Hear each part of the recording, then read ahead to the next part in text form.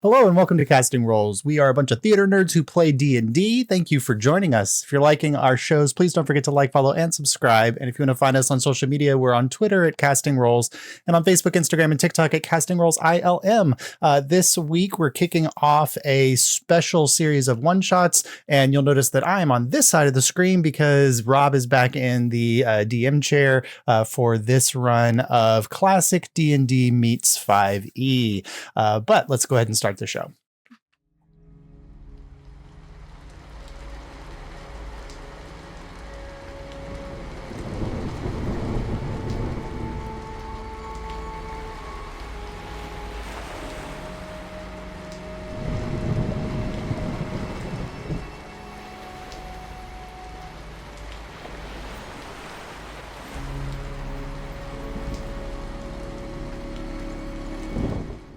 So, welcome. I am on the other side.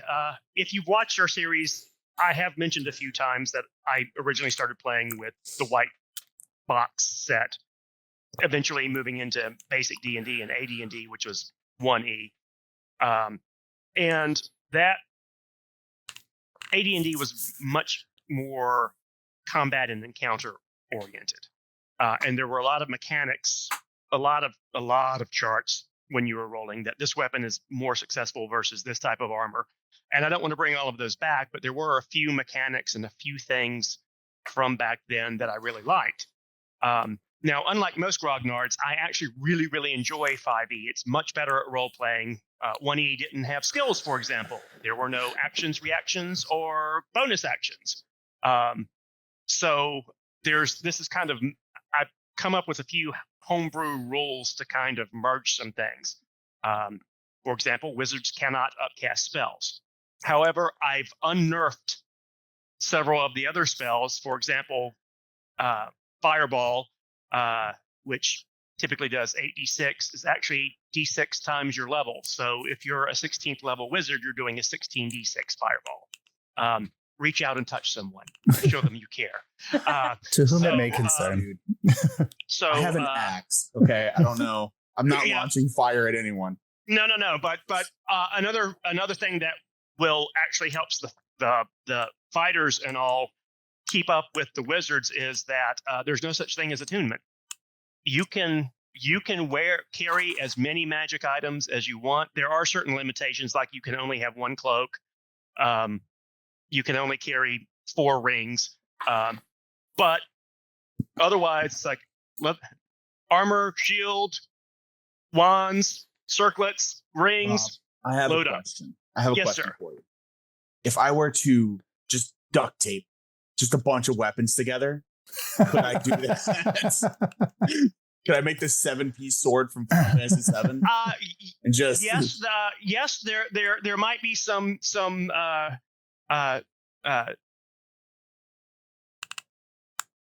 penalties for using such a hybrid weapon, but on the other hand, if you do hit something, it's going to be worth it. So, we're not there yet, but that does, there are possibilities there. So, just say you can certainly try. Yeah, you can certainly try. You're welcome to try. Also here, Josh, as he said, is getting to be on the player side. Cody also is a friend of ours who's a DM. So he's getting to play as well. So, and then Courtney and Ronnie are just cool people. So who are willing to subject themselves to my fun. So with all of that preamble out of the way, let's get started. Yay. And one last comment before we do that. This game is taking place in the original World of Greyhawk setting. I just read a couple of days ago that they are bringing that back in the new Dungeon Master's Guide. So what I was a throwback to me is actually presaging what you'll see with the new D&D. So this makes me happy. So we begin our story. We're in the Astral Sea, and there are different worlds and places that you can go and drop out on the prime material plane. But our focus is in the very middle of the Astral Sea, where there is a world known as Oerth. It's got a 30-degree tilt to it, so it's got some very weird weather. And we zoom in, and we're going to the main continent of the Flyness. And in the middle of the Flyness is the city-state of Greyhawk, the greatest city in this world. Statesmen and thieves, noble and commoners all come here. You can get anything if you know where to look in Greyhawk. We're going to zoom down to one of the quarters there. I say quarter, there's actually about 12 or 15 of them now as the city has expanded. But this is the scholarly quarter, and we are going to the Greyhawk School of the Arcane. Now, this originally started out as a school for magic users, as you can well imagine. But over time, it has broadened itself to be a school for everything. And it's not just adventurers who come here. Like, for example, merchants will come to learn about which regions have which minerals and where they might trade and be able to ply their wares and make the most profit. Sea captains come to learn about the fierce and wild creatures that inhabit the deep and how they might avoid them or deal with them if they do encounter them. Of course, you have your regular bards and wizards and clerics and druids and all of those. So it's an interesting place. Where we are starting, all of you have been enrolled in classes here seeking out one thing or another. And for your own reasons, you have signed up to go on a summer abroad expedition with Professor Greyheart. Professor Greyheart is your classic doddering old sage wizard. He's got the beard, he's got the robes, and you are going to a dig that has discovered a old temple to an heretofore unknown god. And you're going there to investigate, and he has recruited you all. So he is standing by the teleport out location, and he is waiting for you. And Thoreau, you are the first person to show up.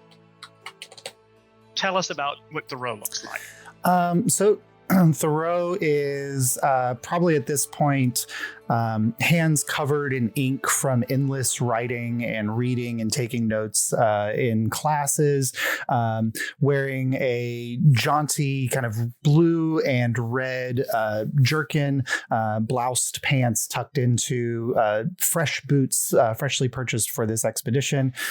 He's got a red cloak across that kind of creates a scarf around his neck and then goes down out into the wind.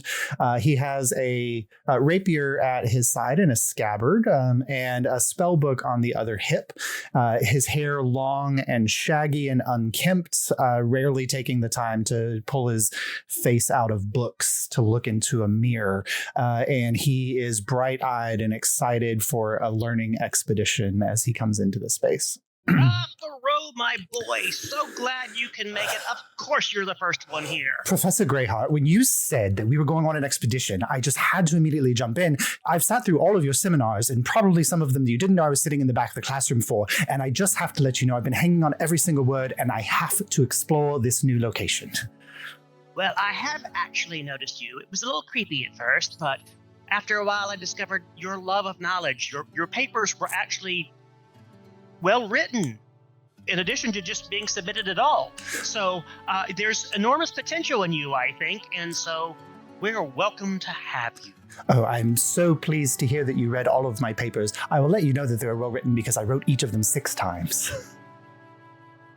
Practice makes perfect. Yes. You're going to do great. At this point, our second member of the expedition walks forward. And it is Sarek Alderpath. Sarek, tell us what Thoreau and Professor Greyheart see. Walking forward into view, you just see a Titan-looking Fearbolg, just walking, like worn boots, just clomping against the earth and the dock.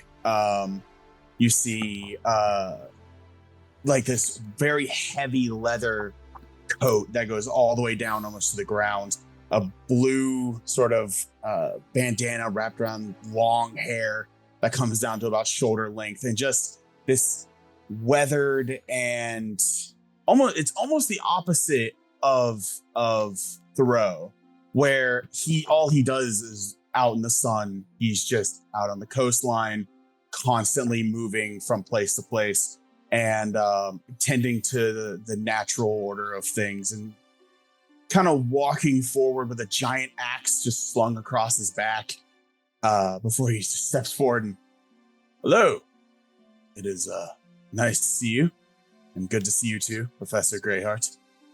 Thank you for coming. I know you're not the usual typical one, but your knowledge of the coast and the locals is going to be imperative to us having a good working relationship with the people at the dig site. So thank you for bringing your expertise, and also you're a big hulking lad, and I'm sure there will be things to hit hard. I'm looking forward to that, but also I'm looking forward to see what's here at this site. Something maybe there for us to be able to learn anything new from.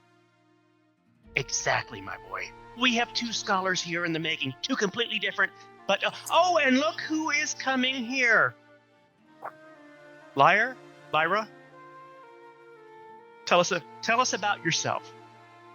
So Lyra approaches, and you see a brass, still on the younger side, but fully fledged adult dragonborn. Red dreads tied loosely at the back, carrying a staff, ready to do some business. A weathered, well-worn red trench coat with pockets, probably with various papers and scribbles you can see poked out of each pocket. A little book on her hip as well.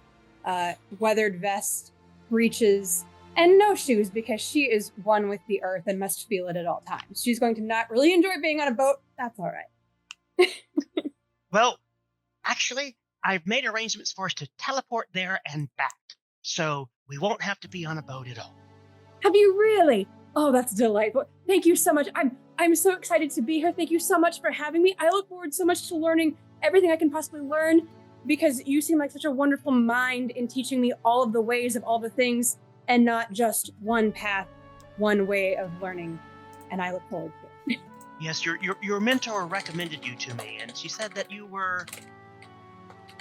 had some interesting approaches to things, but since we're venturing to find the unknown, someone who is more flexible is exactly what we need here.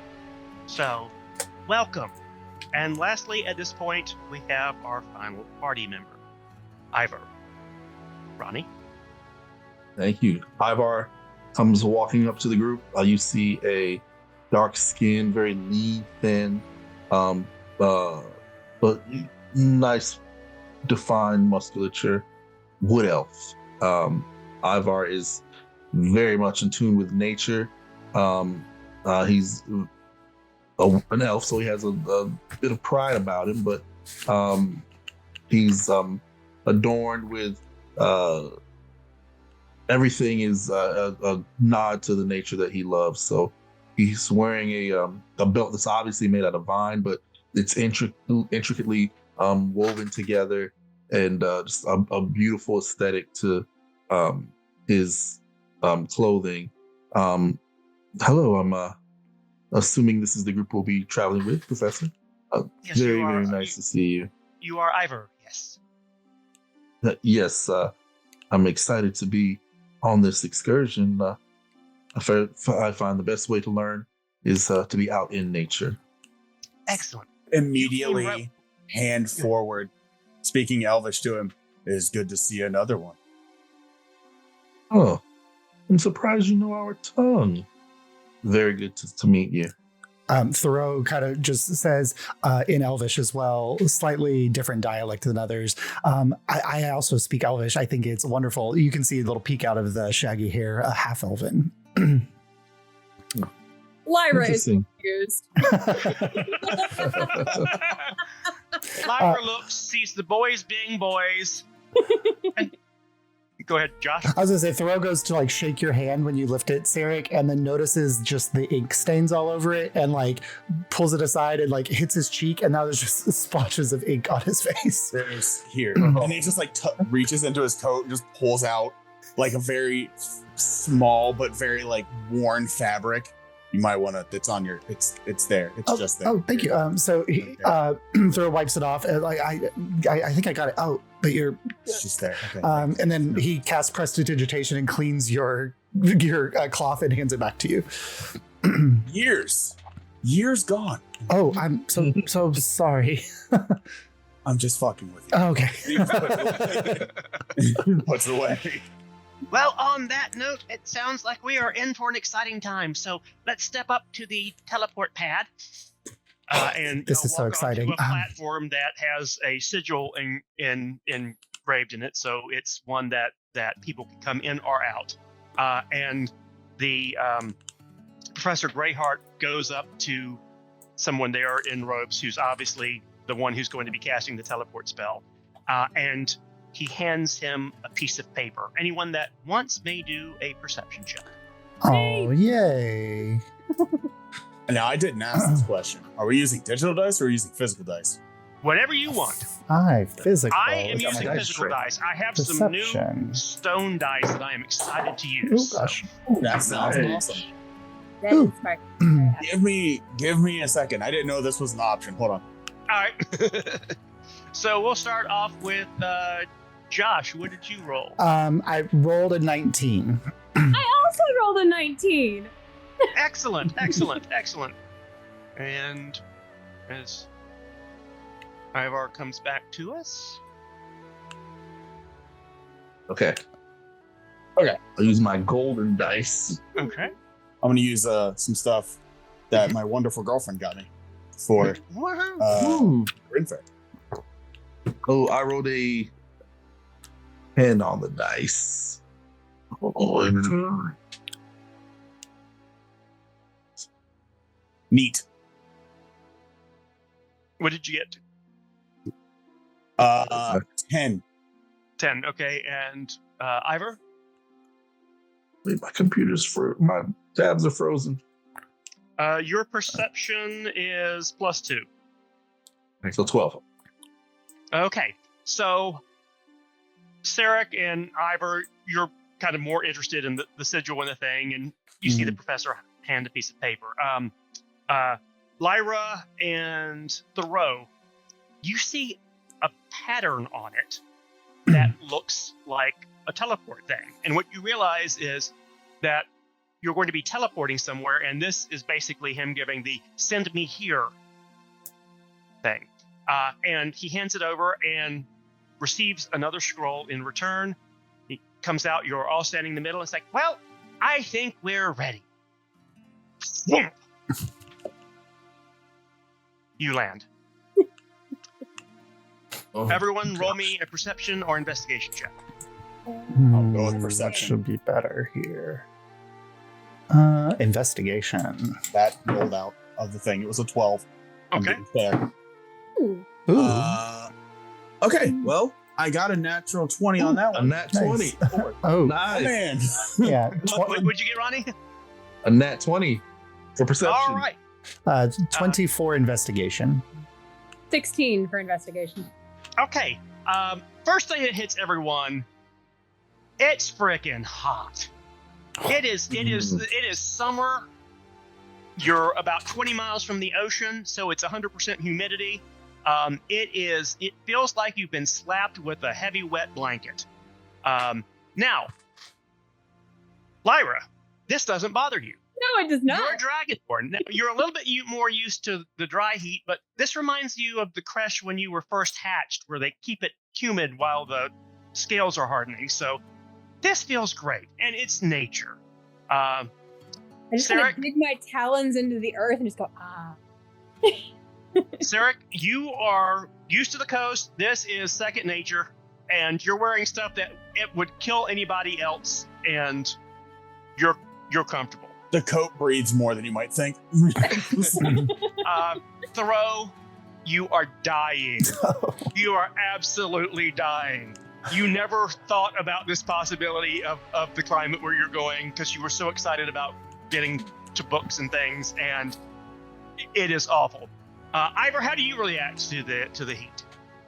I think Ivor's a natural camper, so he's probably looking around for, natural shade or large, green leaves that he can carry to block out the sun or fan himself, maybe. Okay. Now, You have landed on what seems to be a platform, and there's a sigil there. And you all walk off, and then a couple of the locals start rolling the sigil up. It's actually painted on canvas. It's a portable teleport pad, which is very useful when you're going someplace where you're not quite sure which. You look around, you're in a small clearing. There's a set of tents set up. A couple of them are the really nice tents, like the army tents that are like peaked and have the square and an actual doorway. And then there's smaller ones. You also notice some hammocks strung in between the trees. And there are 4 or 5 people running around at the moment. 3 of them look extremely uncomfortable in the heat. They are obviously academics and from the university. They came here first to set things up. They're going to be much more comfortable in the temple that you're investigating, but there are some locals. So Sarek, you recognize some of the tattoos and things, so you're feeling right at home. And you're in this little clearing. There is jungle and foliage all around you, and you see a path that has kind of been cleared that goes down. And those of you with the 20, Ivor and Sarek, you realize that what at first kind of looks like a little hill is actually a buried, huge edifice. Think Mayan temple. It's not pyramid, but it goes up and it has that level. And you can see a scar in the earth that has been dug down, and you see a solid piece of stone there. And you realize that this is the temple that you've come to see.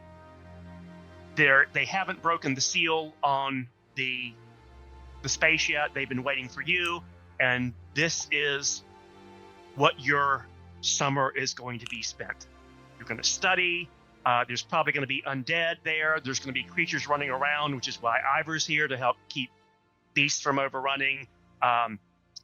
Thoreau is here to help study. Lyra is here because of both her ability to be somewhat of an academic as well as understanding nature and foliage, and Sarek because you know the area and you know the locals. And there are probably going to be undead that need to be hit real hard. So I do like that. Yep. So your summer awaits. This adventure is not about any of that. We are going to jump to the end of summer. But while we're doing that, there are a couple of little things that happen to each of you during this summer. So we're going to start off with Ivor. Ivor, you are out scouting around perimeter, making sure that local fauna isn't going to be focusing on the camp. See what's out there. You know, is it bears? Is it crocodiles? Is it snakes? It's probably snakes. Yes, there are lots of snakes. And you come across a bit of a rocky outcropping, and the ground here is usually typically somewhat marshy. It's not a marsh per se, but it is very humid. It is very wet. And so this hard outcropping is a little unusual. And you go around the side of it, and you discover some hot springs. And it's really, really warm there. Roll me a perception check. Perception. 15 on the dice, 17. Okay. You notice something glinting kind of on the other side of the hot springs, and then it moves. See the movement and immediately track it. Trying to be as stealthful as I can. I'll head towards it. Okay, roll me a stealth check. Stealth is +6. Okay. Oh, what is it? 11, I think. 11 on the dice, so 17. All right, you manage to use the steam rising from some of the hot springs to kind of mask yourself. You skid around and you get close, and you see, at first, you think it might be a pseudo-dragon. But there are a couple of unusual things about it. First of all, it doesn't have the wings. So it can't be that. Second of all, it is iridescent. It is no one color, it is all colors. And that's what you saw across the field there. Give me a nature or survival check, your choice. All right. Nature +4. Oh, I'll do survival. Survival's my jam. Okay. 12 plus 6, 18. Okay, you beat the DC of 15. You recognize Ooh. this creature. It is a drake. And they're not Oh. commonly found in this area, so this is a little bit odd. And furthermore, while iridescent drakes are known of and have been seen, they are very uncommon. So this is a major find here. And you're sneaking closer. And your 17 is good, but you snap on a twig. And he's like, and beelines it. He's looking at you. What do you do? I'm going to. He starts running. You said No, he's done that thing like deer in headlights where Oh, okay. where they're Like basically posturing. looking, going, "What made that noise? Is it a threat? Gotcha. Do I run?" He's primed to run, but he hasn't yet. I will slowly and calmly reach into my satchel and pull out the scraps of meat that I had, because I always have food on me. It's always random animals that I'm wanting to interact with and learn more about, and I will take a small piece of the meat scrap and throw it to him and make sure he sees. I have a big chunk left in my hand too, buddy. I bet you that smells really nice. And he Huge. eats it. Beautiful. And he takes a step towards you. Another little piece just goes out, not as far, it's a bit closer this time. And I'm sort of Yeah. waving that meat in his direction. I know that keen sense of smell, this has to be hard for him to resist. He trills again and moves closer. One give me an animal handling check now, because he's almost close enough to you to reach out. Okay, animal handling. Plus. Oh, that is 11 plus 4. Okay, 15. Excellent. He comes up and starts eating out of your hand. I just let him get as much as he wants. I'm adding little scraps as he's getting close to finishing. I want him to be as sated as possible and a happy little guy He before is I reach and try to get bottomless pit. And he sees where you're reaching, and very quickly he kind of sinuously moves over and like puts his front claws up on you and is trying to stick his head in your pocket. You know what? I'll open it a little bit. I'll let him. You're fine, buddy. You go right ahead. Right ahead. How And big as is you your reach- pocket? Hopefully big enough for a dragon head. The drake, he climbs in now. It's like a cat, a big, fat, fluffy 18-pound cat trying to sit in a small shoebox. There's a lot of overflow. But he manages to get in there. Yeah. And he leans his head up against you and just starts going. I'll give him a little scratch under the chin. And I'm just talking. God, you are just the most beautiful little thing. Get you. Oh. You want to come home with me? And you do. And you bond. You and the drake bond. What do you name him? Or Oh, this is a mysterious little creature. And I think I will name you after another well-known mysterious dragon of legend. I'll name you Mayhem, from other legends that people have heard of. I don't know if we can mention like We're not other gonna. cultures outside of the D&D world. But this is a multiverse. There are lots of worlds. There is with Spelljammers sailing the astral sea, so there is a little bit of cross contamination. So we'll allow it. I'll just say her name is Mayhen, Mehen, and I'm just gonna love on her and slowly walk back to the campsite. I know I was supposed to be, patrolling the area for wayward beasts and whatnot, but now I'm focused on this. This is now my. Well, you did find a wayward beast because I assume before you leave, you look around the thing because Mama Drake coming back Absolutely may create problems. You don't see any eggs. You don't see any sign of how this thing got here. It's almost like it appeared by magic. Where'd you get out here? It's fine. We have plenty of time to solve that mystery. Why don't we go and we get you cleaned up? Come on, let's go. All right. So Ivor shows up, and this little drake is a voracious eater, and over the course of the 6 weeks that y'all are here, it about doubles in size. It still tries to get in his pocket, sometimes successfully. Ivor, if you want to have the pocket enlarged, that is your choice. And all of you see that Ivor has bonded with Mayhem. Thoreau just observes from a distance and just takes copious amounts of notes about the Drake's behavior. Lyra. Or pretends not to be bothered by this. This guy's just watching us all the time. But it's okay. Lyra. It's just because you're so cute. We jump forward a week or so, and y'all have made your way a decent depth into the tomb. And Professor Greyheart calls you in because they have found a room.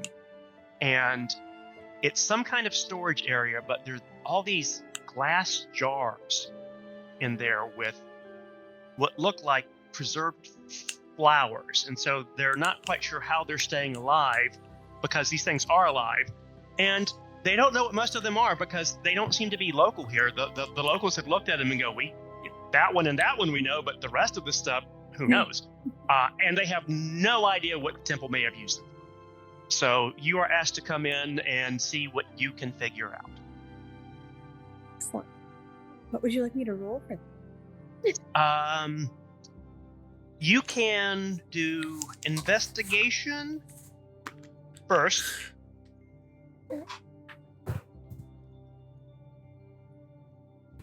Ooh, that is a 17. Okay. You quickly work out from some of the other equipment in here that this is where alchemical substances were brewed. These are reagents and components that, and from some of the bowl work that has intricate designs on it, you infer that these were made for ritual purposes. So, like someone getting inducted into something, something would be made up. They would drink it. For why, you don't know. What it would do, you don't know. Do you start experimenting with anything? Oh, okay. So immediately I get in here and I'm like, okay, so we're gonna mix this one. We're gonna play with this one. We're not gonna put that one with that one because that's dangerous. Okay, but we're gonna take this one and we're just. I am in my own little happy place. I see nothing else around me at this point. You can either give me a medicine or nature check. Here's my medicine. Where See how successful you are at making things. and things explode. Ooh, It's okay. having fun. That's only a natural 1. Pardon? 15. And 15. either the modifier is the same for either or. So. Okay. Roll me a d4. D4. 3. Okay. You manage to mix things together, and some of them go off. They look like curdled, like you poured orange juice into milk and have curdled and bad things. But you end up with 3 different mixes that seem to be viable and seem to have merged. 2 are liquid. 1 is more of a paste. Okay. So now you've made these things. How do you figure out what they do? We have a pet in the party. I know he's new to the group, or she. I don't. Absolutely not. I already Animal testing? No. Greyhawk has that. Dragon. All It's about that. not a dragon. It's family. Now they It's a Drake, isn't it? Yeah. they protest against using animal testing. However, it does occur to you that there's native plant life, and you could potentially try and see what some of this stuff does to plants. I mean, it's alive, it's a start, it's, if the plant, you poured on it and the plant disappears, well, hey, you've got invisibility. Or disintegration. Exactly. One step at a time. I'll go find a patchy, grassy area and maybe just like a little bit, see what happens. The EPA shows up. Kidding. Okay. You smear a little bit of the paste on the base of this thing, and it sits there, and you watch, and it doesn't seem to do anything. Roll me a perception or investigation check. We're gonna go with perception. It's maybe not. That is a 12. That's okay. You had to beat a 10. Okay. You notice basically some ants come up, and they get on it, and they fall off. Not giving this to the drink. Okay. So basically, you have a poison that must be ingested. So it's safe to coat on something, so you could get it on your hand, and you're fine unless you touch your eye or your mouth or something. But it basically does, you have enough from the mixture here to make about 4 doses, and they do 1d6 of damage each. Ooh. Nice. Okay, you have these two liquid potions. What do you do with them?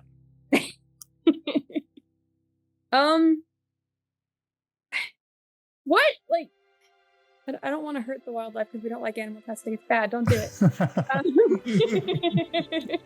Don't. Well, you discovered some success with the ants. So depending on how you feel about insects or snakes, there are other things you can test on. Yeah, give me what local bug life outside of ants have we got here? We have mosquitoes the size of CC flies. Bring it. Yeah, we can test on that. You are one with nature, so you managed to capture several of them in a glass jar. What do you do? We're gonna have the light dose control group and the heavy dose control group, and we're gonna we'll do 1 drop for the light dose and 4 drops for the heavy dose. Okay. Light dose first. And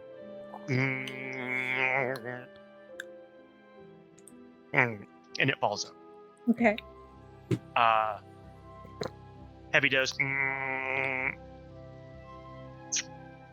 It blows up. You notice the low dosage one starting to smolder.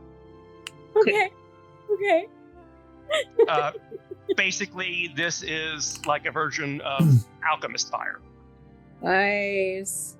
And you have enough to make 2 potions of this. Your test group and your other one.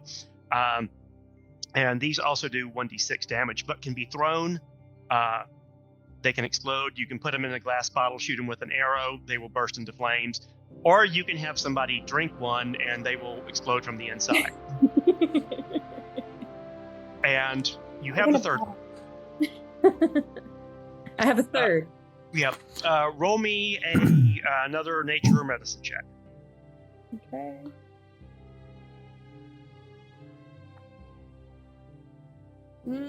That's 11. Okay, you have no idea what this does. Okay. You put the bugs in. Ooh.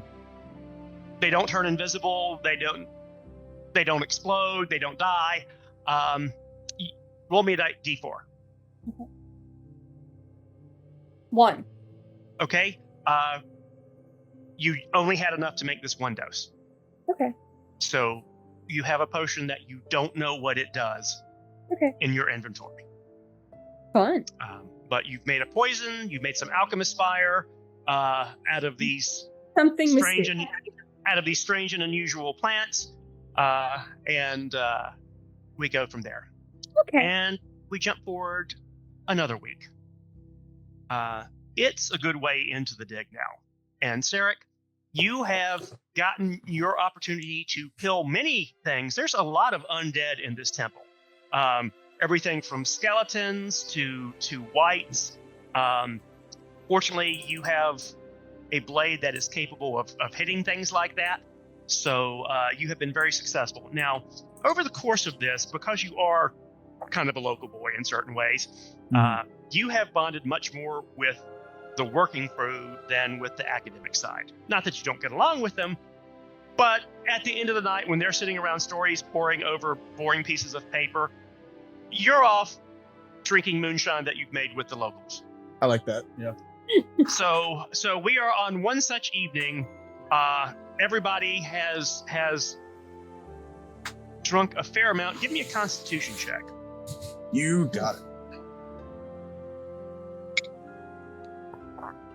I want this to be as accurate as it can be. That is a critical 20 on it with the +3. So that is you drink 23. all of these guys under the table. Now, there's 2 or 3 of them that are not unconscious yet.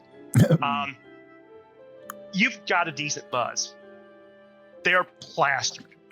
And as things tend to do, sitting around a campfire and drinking, the tales and bullshit has come heavy fast. Oh yeah. But one of them says something interesting. He is telling a tale about how his mother's cousin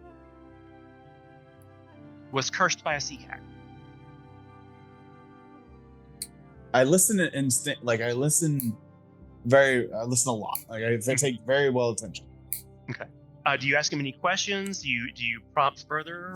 As he's sort of telling the story, I let it go, and I say, "So, what exactly? So he was cursed by this sea hag. Did he ever figure out what the sea hag wanted, or?" Oh no, he died. Oh, good. He died. He was like half fish. Half fish. Yeah, but he, and it was horrible because the hag taunted him. It's basically he did something to upset her, like walked into her swamp, like you do. Yeah, you do. Yeah, like you do. Yeah, and sat on a stump or something. So pushed a squirrel. I don't know, something. Yeah. She cursed him to be of neither land nor sea. So he's basically like a giant fish head. So he needed to keep his head underwater. Oh, that's what you meant by half fish. He was actually like upper body fish. Upper body half fish. Oh, got it. Okay. Yeah. No, that makes sense. Yeah. And so it was horrible. He drowned in air. He fell out of his water pool and So he just kind of flopped around until he didn't anymore. Okay. Exactly. Well, we assume that's happened. Nobody saw it. I mean, we would have tried to help him, but right. Yeah. I assume you would have tried to help him. And it's also a half fish. It's just a horrible fate because he couldn't get drunk. He's in water. You can't drink underwater. So, you can't drink underwater. He couldn't drink his things away. You know what you should have done?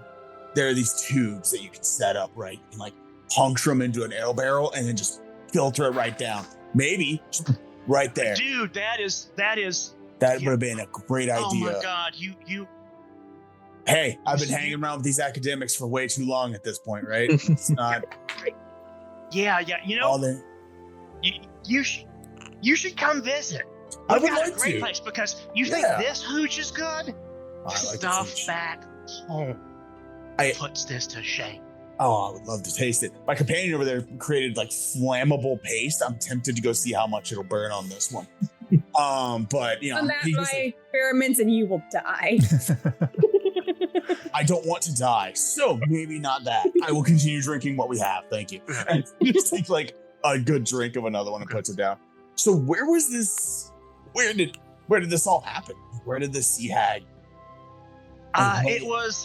in the swamps. Like more inland? Yeah, it's near. You know where Westkeep is? Yeah. Okay, if you head west like you're going up to the Dread Forest and Keoland, you have to go through a swamp. Right. And so it's in there. It's the family owned a trade house at one of those places where people could stop on the way, and a little village broke up around it. So there's not much to do there except talk to travelers that come through occasionally and drink a lot of swamp water. Yeah. Oh, I imagine. I've drank a lot of seawater in my day. You'd imagine you can do a lot of stuff with it. It already has salt in it. Yeah. Yeah. Swamp water is what we call the alcohol versus Oh, actual you're swamp talking water. about. Oh, I Although was we talking have about the drank that actual on occasion, and it hasn't worked out well. Maybe It don't. just goes right through you. It's not pleasant. Got you. No, yeah, that was all right. Well, that's well, cursed by a sea hag. Couldn't know what that's like. I'd rather not be half fish if I can help it. Yeah, and you know what the odd thing was? What's that? She's a sea hag, right? Why is she in a swamp? Exactly. I mean, Why it's she got was- water, but we're not that far from the ocean. I mean, I Unless suppose it's a- she could have come upstream and gotten stranded there or something, but Yeah. I mean, they have to come from somewhere, right? Like, I mean, what is a river except just an extension of the sea, just without salt? you Yeah. are a scholar. And you're not a gentleman, but you're awesome. We Hey, fuck like you too, but yeah, you're right. And he We like passes you out. too. Yeah. Oh. Okay. All right. Can we not like catches him before he like hits his head, puts it Yeah. down? Okay. Don't roll in the fire. Don't like pushes him away a little bit more. Okay. Don't. You're flammable right now. Stop it. And just kind of like looks out now at the ocean and is like, oh, Fortuna. And we cut from that scene and we jump ahead. And it is about a week before you're leaving. And Thoreau, you have seen everyone else excel in some way. Fyra came in, figured out what this room was. Ivor found this iridescent drake. Sarek has slain undead warriors without regard to bodily harm and has come out without a scratch on him. He's bonded with all the locals. Everybody in this camp loves him, even the academics, because he has saved their bacon. And you've got ink on your hands. Lots of notes, though. Lots of notes. So what are you gonna do to make your mark before you leave? Well, I imagine Thoreau would have been exploring the ruins to try to find if there was any like ancient magic or runic systems that he could try to uncover the meanings behind. Give me an investigation. All right, I had +7 to this. Let's see. Woohoo. That is a 17. Okay. One of the rooms that you found with Professor Greyheart actually stored scrolls.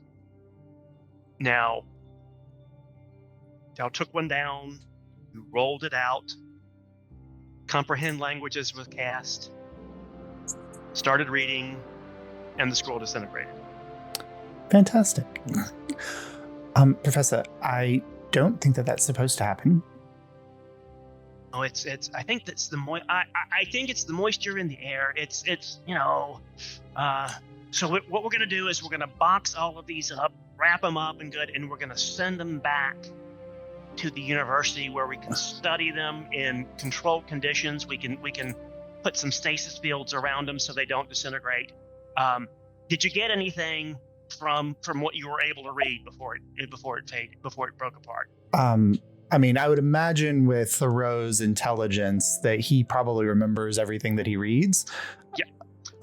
It's interesting. Apparently, the god / goddess that was worshipped here was a multifaceted deity. And where you've seen representations of it on this paper, it basically think ancient Egypt where the jackal was sitting on the throne. It's like that, but there are multiple heads on it.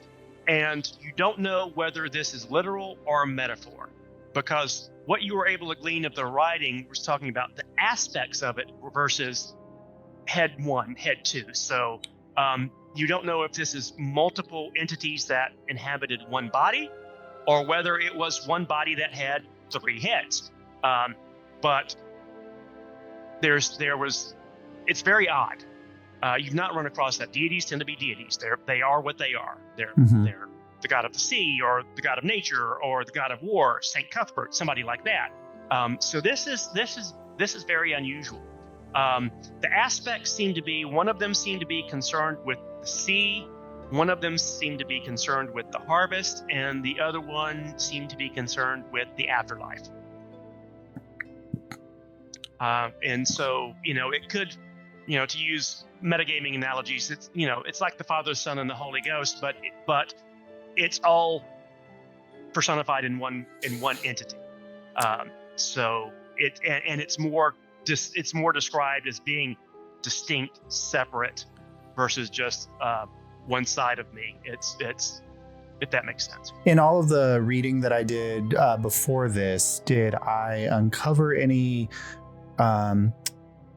that would make a connection to, like, how in legends often transfer or change over time, that while this god may have been forgotten, are there elements of that story that, now that I know it's like a triumvirate, like 3-piece thing, that carried forward to the present? Maybe this isn't your specialty, and you really weren't able to get enough from the scroll before it crumbled to get enough information, but you think that with the scrolls, if they are rolled out and preserved, that you would be able to get enough information to then go to the archives and deal with some of the sages there, and maybe find something, have enough information to know where to look. Did it crumble into dust, or did it crumble into like small pieces? Imagine a piece of toilet paper and you're holding it under a faucet. Oh, okay. So mending probably wouldn't have any impact or effect. No, on it might go back into a piece of paper, but it would be basically being made from pulp. Oh, okay. And so the writing would not be legible. Oh, well, Professor, I think that there's probably not a lot that we can do here. I could chill the environment down. I could try to get rid of some of the humidity in the atmosphere, but I think we have to do everything we can to make sure we preserve the integrity of the scrolls. Well, I agree. And the good news is it seems to be well preserved in the scroll case that they're all in, because they're all in these little cylinder tubes that are basically brass. Mm-hmm.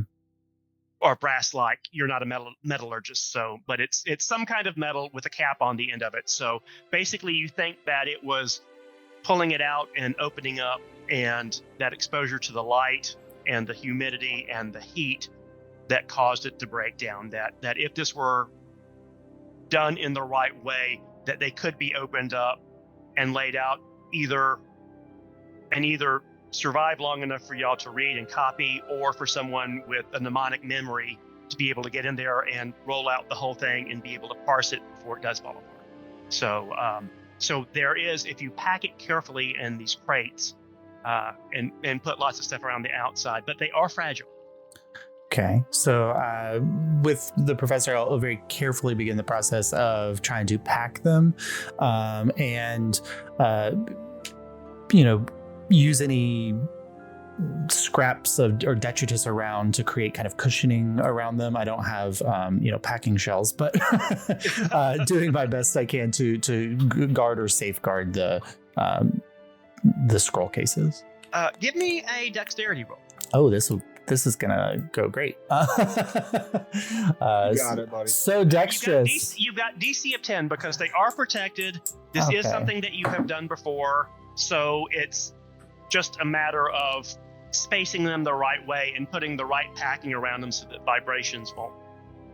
That's an 11. You beat the 10. Yeah. So So you successfully seal these up. They get queued up to ready to go back. And is there anything else you want to do? Were there any carvings on the walls that spoke to like ancient magical rituals? Like specifically, I'm looking for elements of human transmutation or spiritual transmutation. That's a 6, so no, you don't find it. Okay. Mm-hmm. However, you do find an interesting thing that seems to be a ritual of some kind. It seems to be some kind of summoning ritual. Can I ritually cast Identify to see if I can get more information about it or comprehend languages? Okay. So I take the moment and scrawl out the lines in chalk on a stone and put the ritual in the center and release the spell to try to see what it does. It's very different methodology, thinking more shaman magic versus mage magic, but it is the equivalent of Find Familiar. Oh, okay.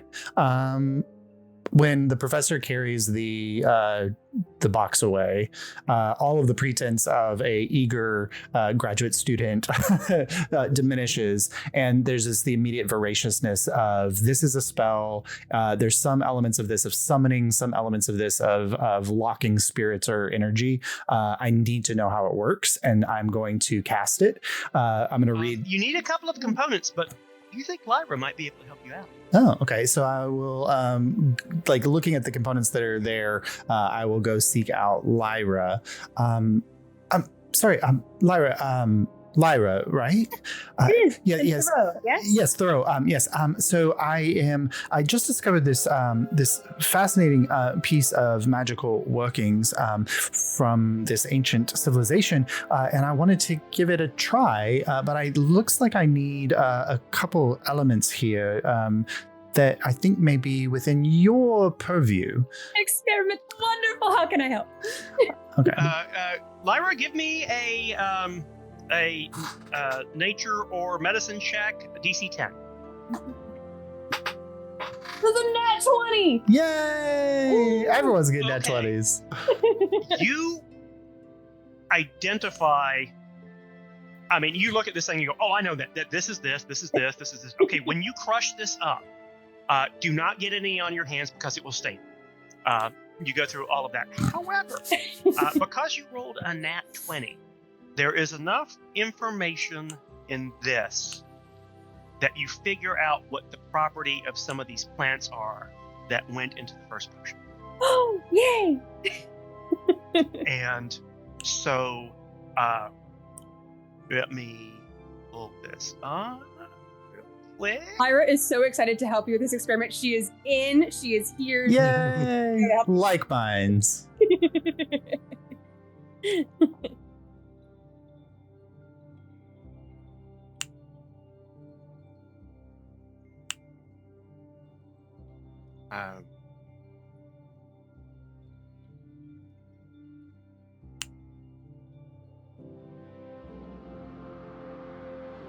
It is what is called a potion possibility.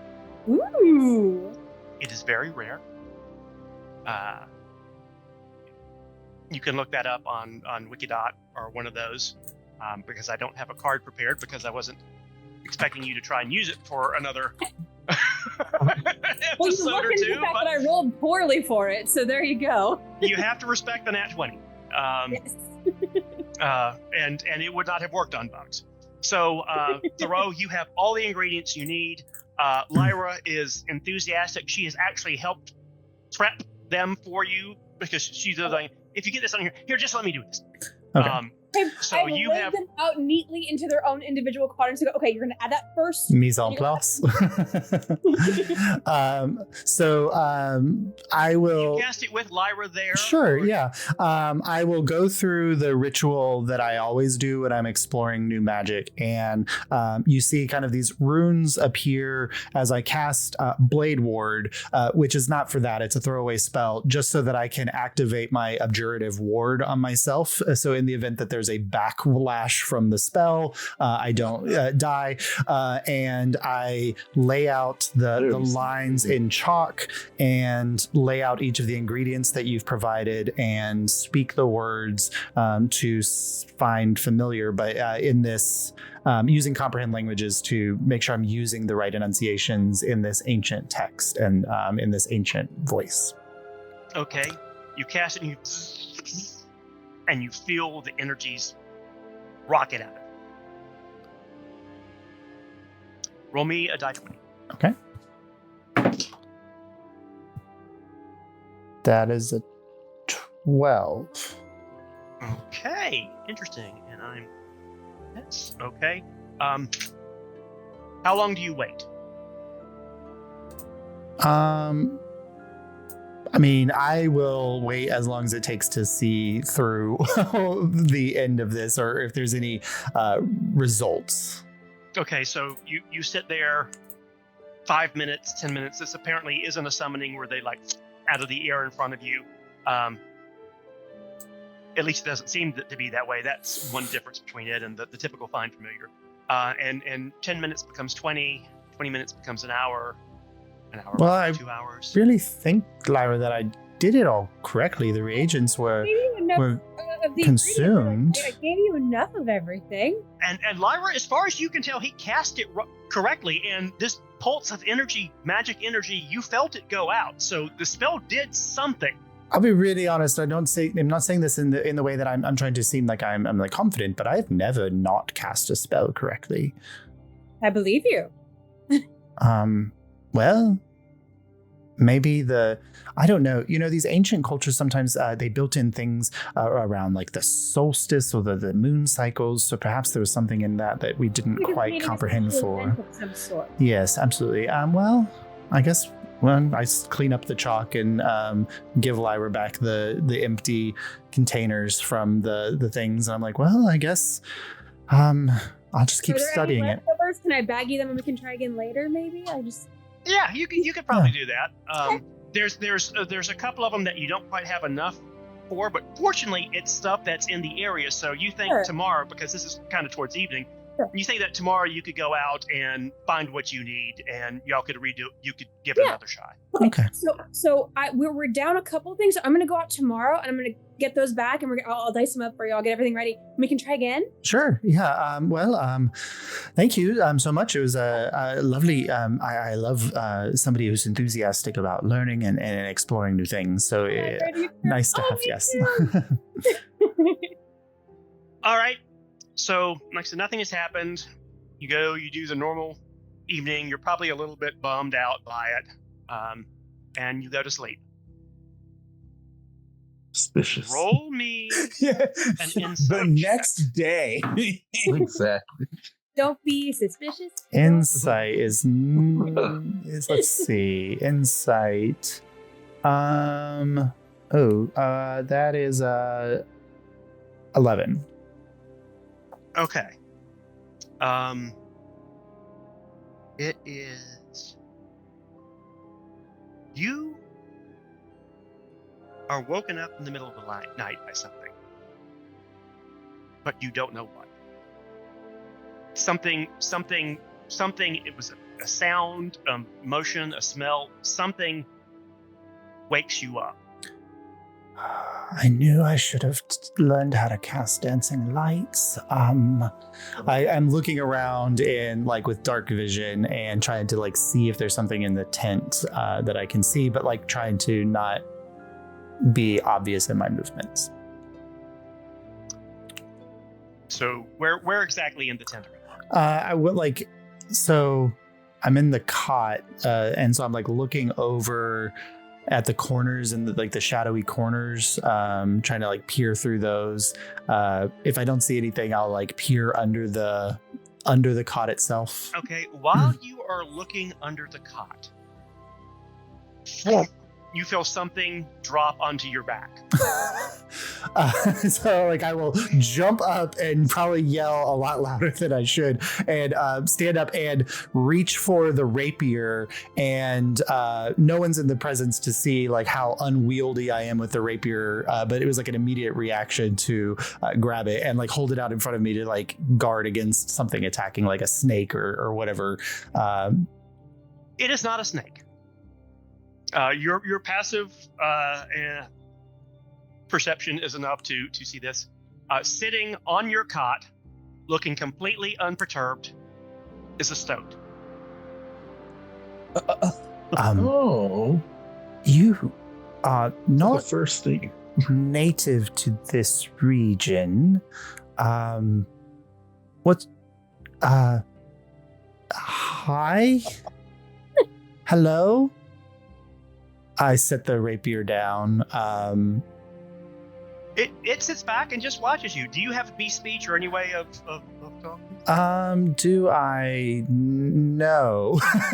I don't. I can, like, comprehend language doesn't work for beasts. I understand spoken languages, so that wouldn't work for him. No, I wasn't thinking about. So I will cast weirdly detect thoughts. Okay. Interesting. Okay. Now, some people think in internal dialogue, some think in pictures. This is a beast, so it's more pictures and senses. But you see it looking at you, and there's this sense of anticipation and belonging. Okay. I'm gonna go out on a limb here, little friend. You're not from here. You appeared out of nowhere. Would you happen to be my familiar?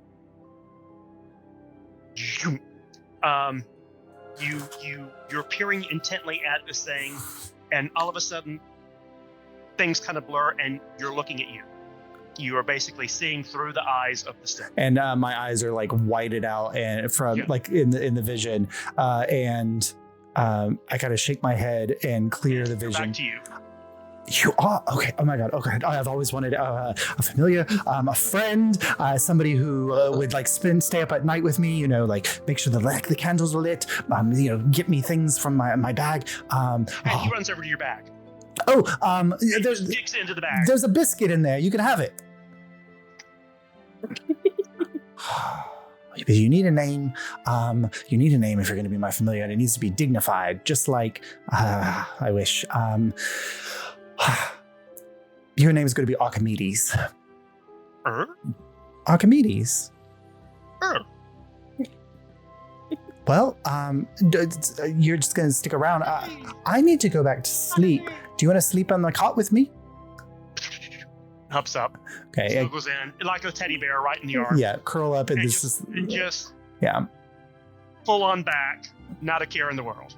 And we go to sleep, and for the first time in a long time, Thoreau feels like he has a friend. We jump forward. It is the morning of your scheduled departure. They've rolled out the tarp for the teleport pad. Everybody roll me a perception check.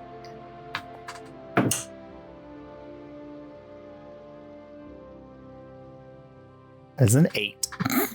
12. 15. 7. Okay. Oh no, I had 9. Okay, those of you who rolled below a 15, camp is bustling about. You know, it's getting ready to leave. Ivor, because you're one of those that what's supposed to happen is that y'all are going to teleport home, and all of the stuff that was found is to be shipped back. And so you've been prepping the pathway to the beach where this is going to be loaded onto a ship. The crates aren't prepped at the path. They are being put onto the teleport pad. And Professor Greyheart comes up. Hello, everyone. Gather round, gather round, gather round. Oh, I really am sad to say goodbye to this location. I got really used to the bugs. Just walks up with a flask of like local moonshine, screws it back on. Oh, I have to pay attention. Okay. Yeah. Puts that away. Samples of Professor, flora what and was- fauna. There has been a change in plans. Yeah, I was wondering, what was the plan with the supplies and the findings? Originally, we were shipping all of our stuff back because we were expecting it to be stone and earthenware, which can be safely shipped. But with the scrolls we found, they are so delicate, we cannot risk them on a ship. Professor, just a really So quick question instead- about the Yes. will my name be attached to the discovery of the scrolls? Sure. Perfect. Sorry, continue. Yes, Eric? Oh, nothing. I was just was pointing at the row. Yes. He had a question for you. That's all. Excellent. Teamwork. Yeah. So there's been a change of plans. So we only have the one teleport scroll. So what we are going to do is we are going to teleport all of the goods, all of the stuff we found, back to the university. And instead, we are going to take a sea voyage. Now, this is going to take several weeks I'm so sorry. to get back, but fortunately, Greyhawk is on a river that connects to the ocean, so we are going to be fine. We will have to do a couple of changeovers along the way. It should take a few weeks. Now, this is going to put us past the start of the semester, but that is okay, because what I have done is I have written back, and you all are doing now a directed independent study, basically a practicum. And so you are going to get full credit for this imposition. And you get to experience new cultures and the sea life and all kinds of excitement along the way back. I was auditing so many classes this semester. I suppose that would be fine. Hey, just saying, life experience can sometimes take place of learned experience through books. Yes, and think stuff. of all the notes. 100% agree, Sarek. Yes. I'm Think of so all the- excited for another adventure. It'll be wonderful. Does it have to be on a boat? Can I take some dirt with me? Can I have earth? I suppose you could take a plant. I mean, we have there's those discarded bowls that just prove to be like dinner bowls that not of significance. I suppose you could put some dirt in one of those and plant something. and I bring it proceed along. to literally start grabbing bowls to take dirt with me on a boat. And Thoreau, think of all the notes you can take.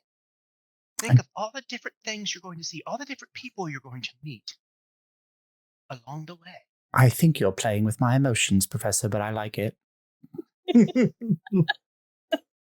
I was aiming to play with your mind, but that will work still.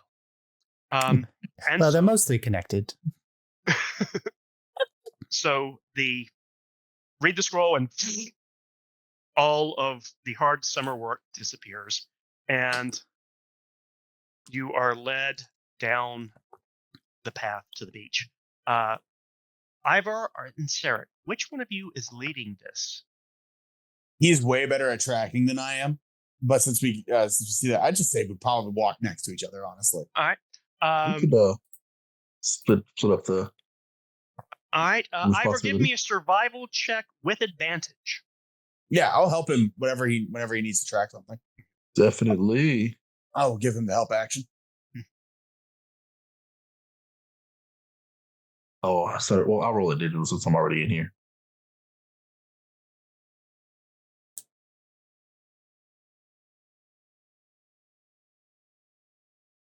Ooh, okay. 20, not natural. Excellent. It's not so much knowing where you're going because this path has been created, but as Thoreau has pointed out, there are lots of bitey insects and snakes and critters, and you manage to get everyone down to the beach without anybody getting bitten by anything, attacked by anything, tripping over things on the ground. You point out when you're like stepping over branches to, okay, watch yourself so nobody twists an ankle, and you Like all get patch of down to the mud. Be beach. careful. Yeah. And there is a ship waiting for you. There are a couple of boats up on the beach with a couple of sailors in there waiting for you. The professor bids farewell to all of the locals who have been part of the team. They're going back to their own place. There's a few of the advanced team is staying there because they're prepping for the next group that's going to come in. So it is the 5 of you sailing off. You get in the boat and Nope, don't go to sleep. sorry. It's like The thing with my I'll let names. Mayhem sort of perch on Lyra's shoulder just to help to calm her a bit. But I'll say, if she tries to feed you any potion, refuse. If she tries to rub a salve on you, bite her. But provide a bit of comfort. I greatly appreciate the comfort. I start heading. There's nothing on my hand, I promise. For my claw, I should. There's nothing on my. She's looking very intently, but she's doing a little purr thing, trying to help calm you. As you walk down the beach, a dwarf steps forward, which is funny because he was kind of in the boat and you didn't see him, and he pops up on the gunwale. Welcome. I'm Bosun Parvis. You see, you're the group that I'm supposed to be taking. Supposed to be doing cargo, but paying keep is paying keep. Go on, get in. Rob, I love that accent. was not expecting Aussie. Just so you know, dwarves in this world, I am doing with an Australian. Everyone does Scottish Keep it or Russian, so I went completely in the opposite direction. I do something similar with some clans of Drow. Okay. I completely understand. They do come from a land down under. Before we leave, I pour a little bit of the moonshine from the flask onto the ground, take a swig, and say a quick prayer, and then get on. Great. As Sarek, as you walk by me and I see the flask, I go, "I'm sorry. Do you mind?" What? No, wait. No, that was fair enough. Anyone else? Does anyone else want to drink? I'll take a swig. There you go. It's strong stuff, but yeah, it's good. You? I've never drank anything before. I suppose first times for everything. Maybe don't do it for the first time on that one. Oh, Okay, give me a Constitution check, Thoreau. I have. I don't get advantage on this, but I do have a good constitution. just take that back. Yeah, I figure Lyra, being good country girl, has drank mead and stuff before. Ivor, I've definitely you brewed come up back some to weird town. concoctions in the woods. Yeah. Yeah, there's he's drank fermented things. It's a Sarah, 14. this is old hat. Thoreau is maybe used to a fine wine or a port. So what did you roll? 14. Okay, you managed not to vomit, Good. but your throat is on fire. That's interesting. I think, Lyra, was that a poison? No, I mean, in a way, but not one that will hurt you. I disagree. You feel it in your belly yet? You feel the fire in your belly? I don't have a belly anymore. Oh, It's that's a bad all thing. numb. Oh. It has gone from fire to numb. Okay. And I'll take my flask and try to like wash out as much as I can with water. There. All right. We successfully board the ship, and we are going to set sail. Now, as we do this, you have been working with each other for 6 weeks. So what I would like is for each of you to tell the group 3 things that they have learned about you over the course of that 6 weeks. Thoreau. Oh, yay. I mean, Thoreau is very much an open book. And so, there are probably several nights where you asked him a question and it's not out of like mansplaining tendencies. It's just talks a lot about whatever he's learning. And so a passion for all knowledge and learning is there. And he's very verbose in sharing that information because he thinks it should be shared with everyone. You all did meet Archimedes and was not straightforward with anybody except for Lyra about where Archimedes came from, that this was the result of a fine familiar. And then the last one is that the only thing that does seem to be slightly interesting is that Thoreau never lets anyone look at the journal that he's writing in. Like anytime anyone gets close, he quickly pockets it or puts it away. All right, now Ivor and Sarek, you both know that stoats are not native to this area. Oh, I talked to it. Yeah. Oh yeah. I just talked to it. If he gave me an opportunity, I just talked to it. Yeah. I mean, like, there was an interesting meeting of Mahan and Archimedes, where they basically just sat there and looked at each other, and for a second you were thinking like, "Oh my God, this is Mongoose and a Cobra." So just kind of like then they just both went over and started eating cheese together. Yeah, Archimedes has a steady supply of biscuits and cheese, and so I'm sure offered it to Mahan. Yeah, so their mutual love of food has at least given us détente, if not outright friendship between the wee beasties. So now, Sarek, what are 3 things we learned about you over the course of the summer? Whenever Sarek does go into a rage, you would have seen this whenever he may have just bitten off a little bit more you can chew in the tomb. He can grow a shark tail. It just comes straight out and just can slam things away fairly easily. In that same regard, he can grow shark skin on his forearms and down and form claws, and he grows shark teeth. The other part is that while he enjoys drinking around a fire, he actually tends to have a lot more water skins on him, usually 2, and he usually keeps them nice and full, almost habitually.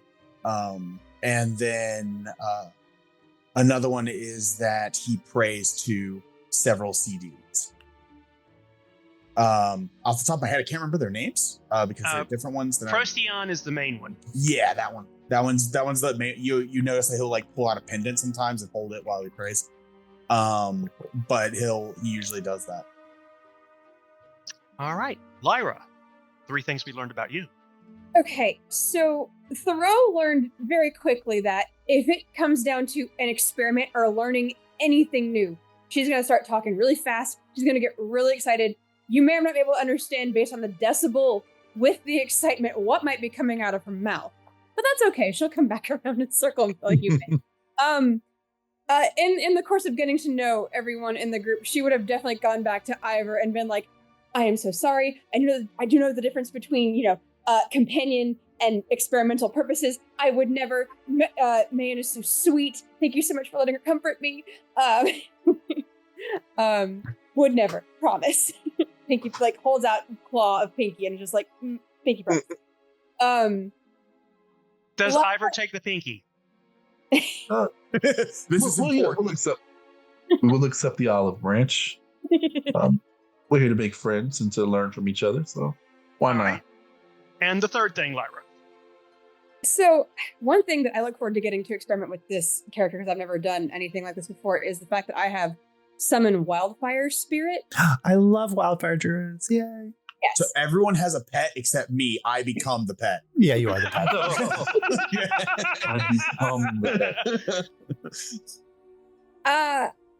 I'll be honest, I haven't had a moment to quite think about what that wildfire spirit is going to be as of yet. That's okay. You haven't summoned it yet, so we just know that you can. Yes. But that is another reason why I'm excited and fascinated by the other furry companions of the party. And I explained what Circle of Wildfire is and why I do love getting to feel the earth and enjoying, burning away the old to bring forth the new, and thus wanting to learn all of the new fascinating ways to experiment and do all of the things. And I'm a nerd. All right. And lastly, Ivor. Oh, is it Ivor or Iver? Ivar. Yes. Ivar. 3 things about Ivor. I would say that, oddly enough, he likes shiny trinkets and things, probably much like a dragon would. He's very much into storing away his gold and jewels and stuff, mainly gems, things that come from the earth, because he's very much of the earth. Hey. Yes, he loves nature. You probably will find him having long existential conversations with a swallow that's sitting on a tree and maybe ignoring the the camp circle of people telling stories and stuff. But nature just seems far more interesting to him at times. But he can sit in a space with humanoids and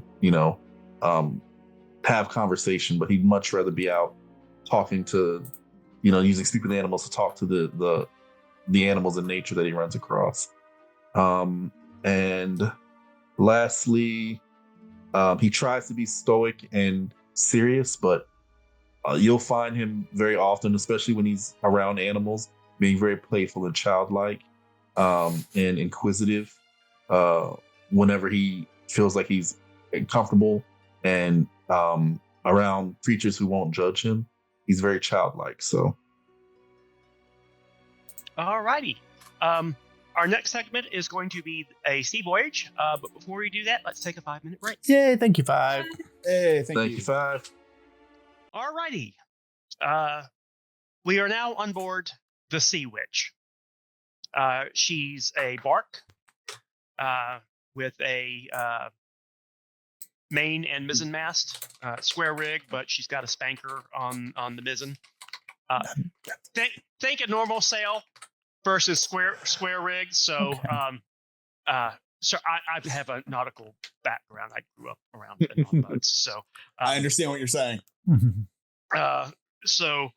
Anyway, for those of you who don't know, it's a big boat with 2 sticks in it, and the first one's bigger than the second one. Normally, the second one is a little bit elevated. Sorry. Yep. She's about 70 feet long, which is, those of you who aren't on boats, feels very, very small. Those of you who have been on this is a decent size. It's not. It can go out to sea. It's not as hardy as some of the bigger trade ships, but it's respectable. There's about a crew of about 18. The captain is Captain. Nope, wrong sheet. Captain Aloysius Byrne. You also, no. And he is. Aloysius. Stereotypes are true for a reason. He is your prototypical sea captain. Maybe does some piracy or smuggling on the side. He's got the heavy coat. Wears a cutlass and a pistol. Beard. Very much in command of his ship. And from what you have picked up, does not suffer fools well. His first mate is Glick Nazari, and Glick believes that an idle hand is a wasted hand, and so the crew is constantly doing stuff. They are sanding the deck, they're cleaning things, they're redoing rigging. So he very much, this is a disciplined crew. So very diverse group. Not the most educated, but an interesting group. Sarek, you fit right in. You know these people. They actually think you're the only one with any sense in this group. So they don't confide in you per se, but you get a level of respect that the others don't, including Professor Greyheart. So we spend our first day at sea, and we're sailing kind of northwest. Somebody give me a D4 roll. Can I roll a Constitution check? Because I'm on the water. Yes, you may. How likely is Lyra to be seasick? She doesn't like it. She's quite likely. My Constitution is plus nothing. So. What's okay? It's 11. So okay, you have to roll your Constitution or above to maintain. Well, then I actually, in early days, however many days we're out, I rolled a 15 flat because I have no plus. Okay. You are not happy. You don't have sea legs. You do a lot of lurching, but you have managed to keep the contents of your stomach down. So, like I said, somebody roll me a D4. I'll roll it, sure. Yeah. A 3. A giant kraken comes from No. Do not invoke the Kraken. You're about a day out. is my The biggest island fear is in real dropped life. way behind you. You are well at sea. And the wind dies. Uh-oh. And you are becalmed. The sea is like glass. It's hot, and with the flat seas, it's like you can get snow blind. You can also get sea blind because the ocean is very reflective. So it's hot and miserable. Someone roll me a d6. Cabin fever. Yep. On the plus side for Lyra, the ship is not moving. It is not rolling. So this actually, and it's hot. She's a dragonborn, so this is probably the best you felt this entire period. Is this not a sign of a major storm approaching? Extremely Josh, calm give me a seas. d6 roll. A D6. A 6. You are becalmed for 6 days. Sorry. My God. Tempers are getting short. People are getting irritated, and while you're not in danger of running out of supplies, you have gone through a few barrels of water, and at this point, you've ever heard the captain talking that they're having to change course because in order to cross a long expanse of the ocean, they basically used up their reserve. So they're going to alter course, put in at a port, refill their water barrels, restock food. And so basically, instead of going straight, it's kind of going over and then up. So it's going to add about a week to your journey, and to the week that you've already wasted out here. But finally, on the 6th day, the winds come back. And it picks up, and it's a fair breeze. It's not a huge storm. There's not a storm or anything like that. It's you start moving again. Get a good day's sailing. Everything seems to be back to normal. It is the next morning. Someone roll me a d4. Who did not? Cody, who rolled the first one. And you cannot get a 3. If you get a 3, re-roll. 4. 4! Pirates! No, pirates! You are sailing, and you hear from the crow's nest, sail ho! Off the larboard bow. And you see a ship coming towards you. Captain, out of caution, kind of turns away to give it wide berth, and it alters course to head towards you. The crow's nest mate goes, Captain, it be the Nasher. We're done for.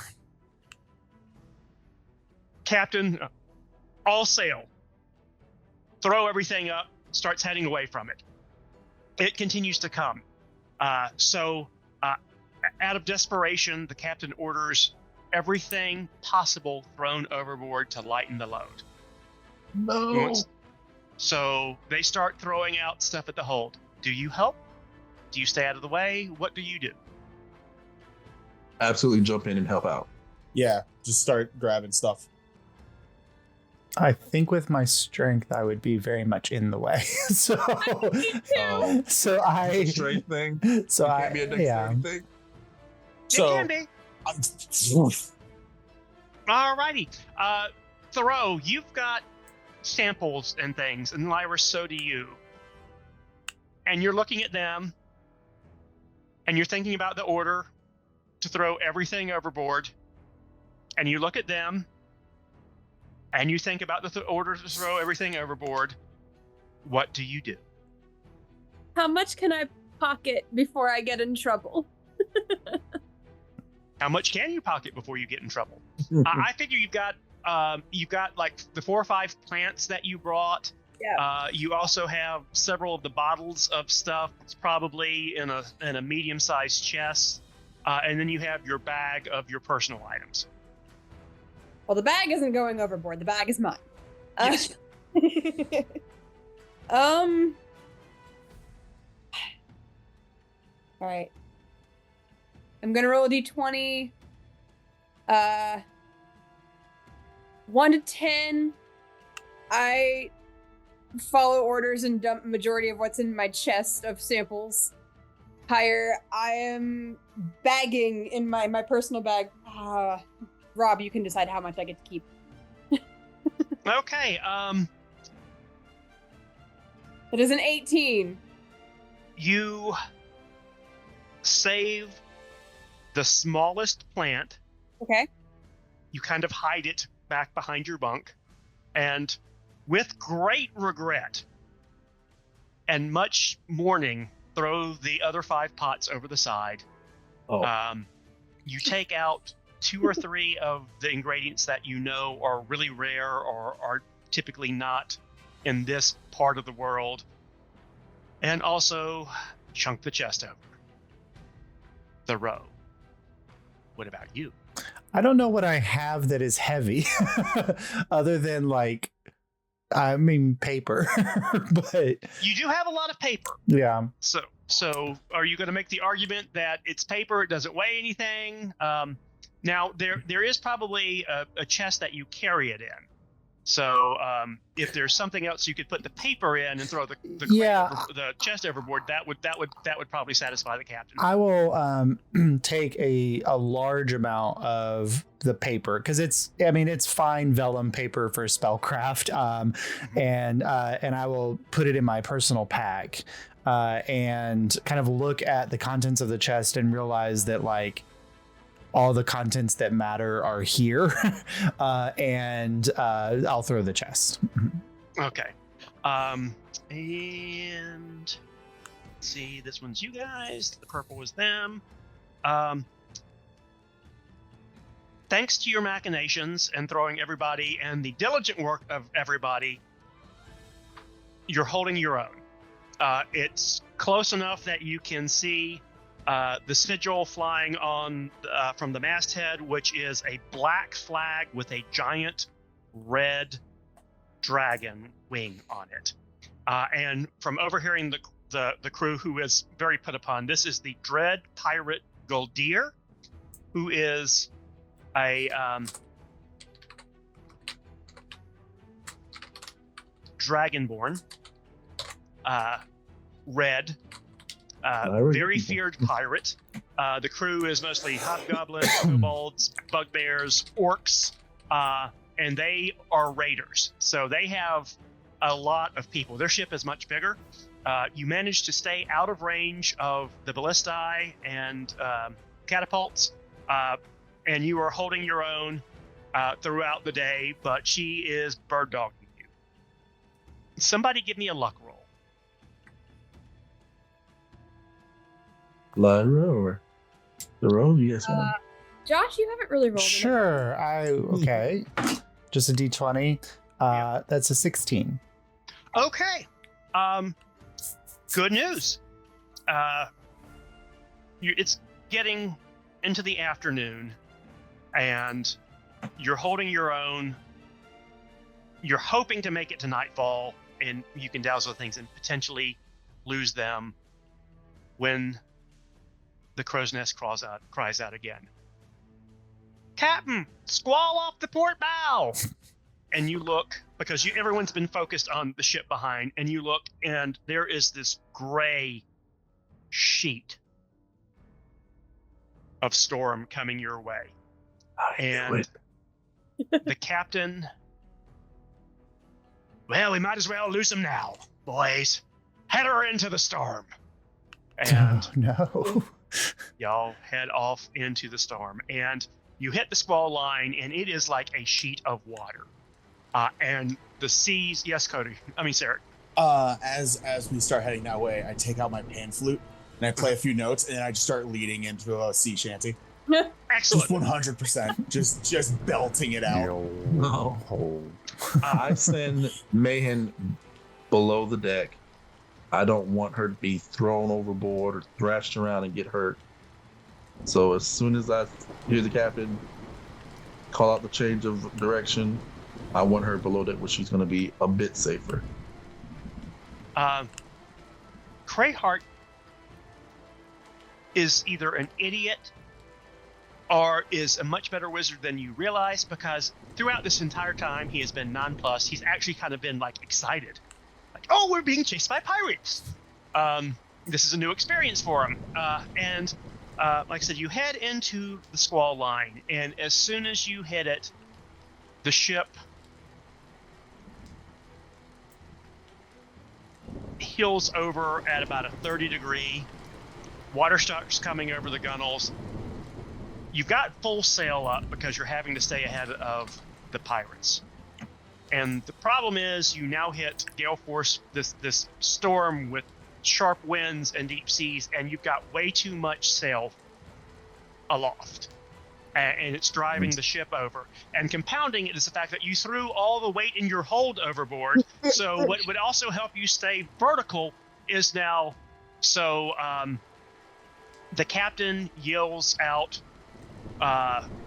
starts yelling orders out to everybody. What did the four of you guys do?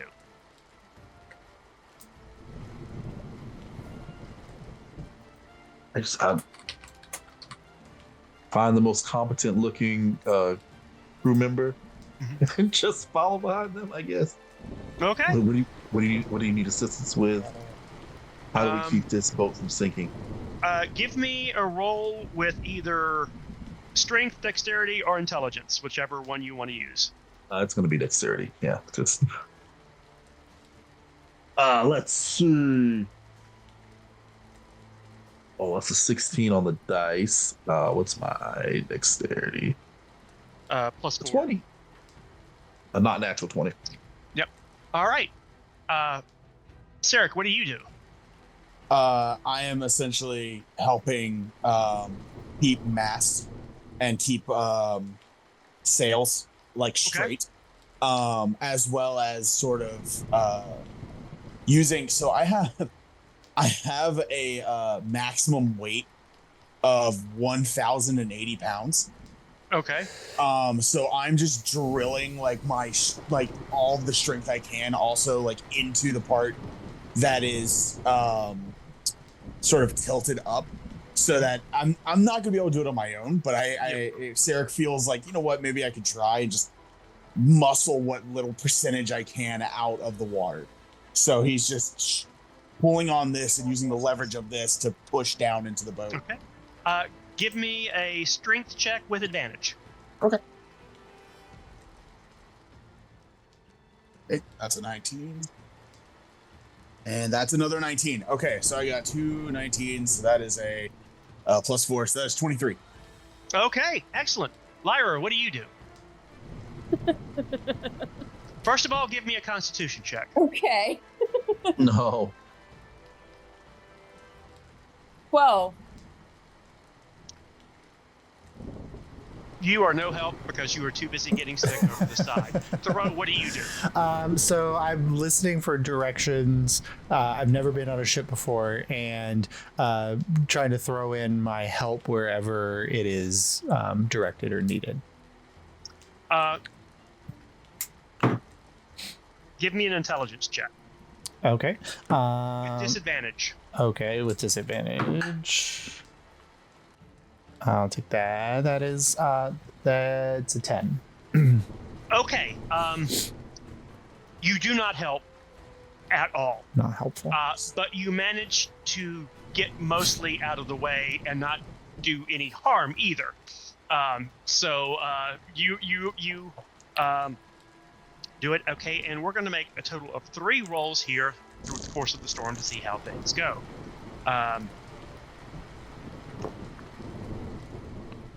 At some point, I think I would have made my way down to Mayhem just to like try to chill with her and feel like we're in this together. I am so sorry, guys. Oh no. Oh, jeez. I rolled a natural 1. Oh no. Nice. Very Okay. stoked. Like I said, you're starting to get things under control. It's healing back. It's still over hard. You're still overdriven with the sails, but you're not in immediate danger of sinking. When you hear a loud crack, and the mizzenmast splits about halfway up and tumbles onto the deck, going rigging and fouling stuff and pinning Professor Greyheart underneath. Was the is the mizzenmast the one that has the crow's nest in it? No. Oh, okay. It's the mizzen is the second one. It's the shorter of the two. Okay. Like I said, there's a thing called a spanker, which basically is like what you would think of as kind of like a modern day sail. But it's the stuff above that where there's a top mast and a top gallant. That part has gone over. So about half of the mast is gone. Like it's crashed to the deck. Part of it is hanging over the side, and the sails that were up are getting caught in the water, and it's kind of dragging the ship over and down. And like I said, the professor, he's not dead. He's just pinned. I like Paul Sarek. Big guy, come help me free the professor. Which I'll be of no help with a negative strength modifier. So I'm just basically You got watching. it. Takes the rope I have, ties it as like tight as I can around one of the banisters, and then just goes over to where the mizzenmast is, or where the mizzenmast fell. Okay, and okay. You managed with your strength on a nat 20 to lift some of this giant mass. No one knows how you do this. It's adrenaline and determination, and you managed to get the professor halfway free. His legs are still pinned, but now his arms, he's no longer chest, he can sit up, so he's not in danger of drowning, but he is still pinned. And the captain is yelling to cut away the mast, which you know that if this does, it has to happen because otherwise it's going to pull the ship over, but if it does, it's going to drag the professor off. And he looks at you, and he says, well, I guess the independent study has got to be really independent. No. And he casts a spell. He vanishes. You're a bastard. What the hell? What the? You continue to try and cut away the mast? Do you get out of the way of the crew? I'll assist, however. I'll cut him away. Cody, give me another strength check with advantage. Just take out the axe and just start going. Ivor, give me a dexterity check with advantage. Lyra, you're down below deck. Thoreau, do you try to help or do you get out of the way? I would have slunk down with Lyra. That is probably the smartest decision you could have made. That was almost a natural 20, and then it rolled a 12. I got a 13. Okay, you help, and with the crew, y'all manage to get things cut away. The mast goes over the side. The ship rights itself. The rigging is very damaged, so there's some tense moments while the crew has to reef some of the sails even more. So basically, at this point, you've got a couple of jibs keeping you so that you can have a little bit of steerage, but everything else is furled, and you are at the mercy of the storm. And our third and final roll. Okay, this is good. The captain yells at you, Sarek, because he thinks that you actually have some sense. You get your useless friends. Hey, boy, get your useless friends. Get down and man the pumps. Do some good. Send the sailors there up who know what they're doing. First of all, that's uncalled for. Secondly, okay. And then he just goes. Well, he's actually trusting you to know how the pumps work. No. I'm just saying that's uncalled for. That he's calling my friends useless. I just run. Yep. I grab on my way out. I grab Ivar. It's like, come on. Okay. Do you grab Lyra and Thoreau? Yes, because I have to go down with them. So I just. Okay. Okay. Everyone, give me a d20 roll. Your DC, 20. we're going to combine all of the points up, and your goals are this. Below 10, we've got a major problem, the ship sinks. Up to 30, you hold your own. If you hit 40, you actually manage to get the equilibrium right with the amount of water in the thing so that the ship rights itself and is no longer in danger of sinking. So, Sarek, what did you roll? A 6. Ivar, what did you roll? 15. Oh my Okay, God, that's thank 21. you. Okay, you are no longer in danger of sinking. Lyra. 14. Oh my God. thank you. Okay, so that's a 35. Okay, we're doing good. And The finally, dragon coming out, Thoreau. Lyra, I like It's it. all on you. My first one, natural 20. Nice. Thoreau is like a man possessed. Sarek, the reason you're so bad is because you have done so much above deck and you did On the gas. impossible in lifting that mast off so that your professor does not die. And you're spent. You've given everything. Thoreau does not want to die. He does not want to die, and he's got the intelligence to figure out, okay, if we're pumping this much, and we've got this much in, it's actually the ship feels like it's more steady. So with that, y'all actually succeed. So I'm not going to need to make the last roll. Y'all make it through the storm, and it is now the next morning. It is calm. There is a breeze. You are making the ship is very damaged. The captain huddles everyone together and announces that we're going to make for the nearest port. We've taken too much damage. We can't fix ourselves out here, so we're going to put in for sea. And y'all head due west. Any Go any ahead. sign of the pirate ship or No sign of the debris pirate ship. from the pirate ship? You don't. If you were lucky, it sank, but they're probably good enough to not head into the storm at that point, so they probably ran before it. So the ship is terribly damaged. So it's going to take 48 hours to get to port. What do each of you do to help repair the ship? If you roll a DC 15, if you roll higher, you shave 6 hours off of the trip. Thoreau will use mending on anything that is a small enough damage to the ship that he could potentially repair. Okay, that's some of the lines have split. That's great. Give me a D20 roll. Okay. And you can use survival. I don't know if you get any advantages with that, but survival. actually, I'm going to change that. Since you are using spells, you may use your spell modifier. Okay. That will be 19. Okay, you succeed. All right. Thoreau proves when push comes to shove, you guys who have maybe not thought as highly of the academic as others, he pulls his weight and he does a great job. And you all notice as Thoreau's walking around the ship, he seems to have gotten his sea legs under him and is walking with a swagger that you haven't seen him possess in the 6 weeks that you guys have been known him. Yeah. I clap him on the back. Victory has given him a little courage. Okay. Oh, big guy. Thank you. Lyra, what are you doing to help?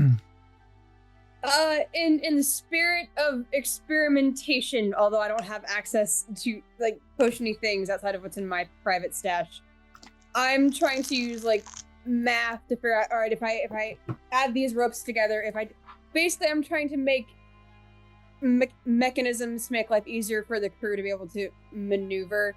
I don't speak ship. I'm sorry. That's okay. Actually, the cook grabs you and says, an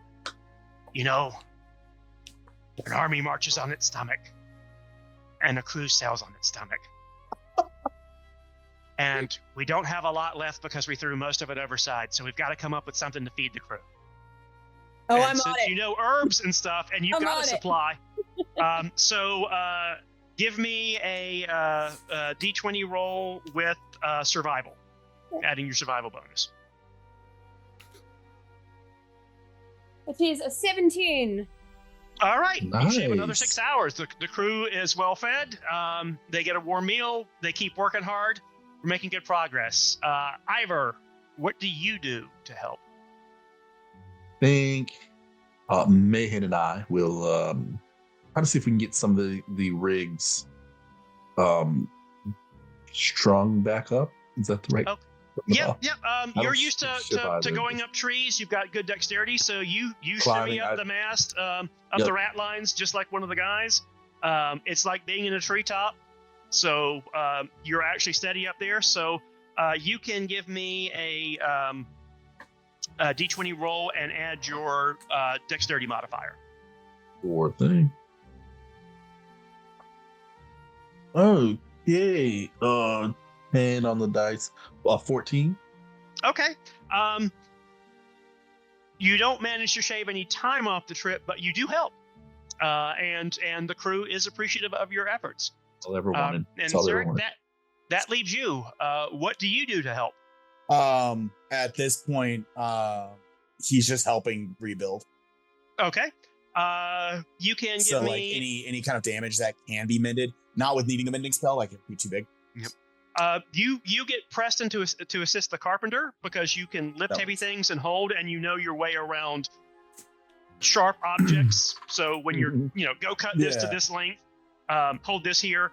So give me a D20 roll using your strength modifier with advantage because you do have a nautical background. There's a boat in this die. Give me strength boat. Okay. Neat. That's cool. I will use my inspiration actually on that one. No. Oh, no, you got advantage. You got advantage. I'll use that. Oh, I have advantage normally. It's Okay. advantage. Yeah, because you're a sailor, you get advantage. I'm still using that inspiration. Oh no. Okay. That was a 3 and then a 2. Okay. Big money, no whammies. That's a 5. So that's a grand total of a 9. I'm Okay, blessed. I'm so done. you're still It's somewhat overexerted spent yourself. from I'm just tired. the exertions where you did the impossible. You once again you don't shave any time off the trip, but you do help. Once again, the crew has taken you on as one of their own.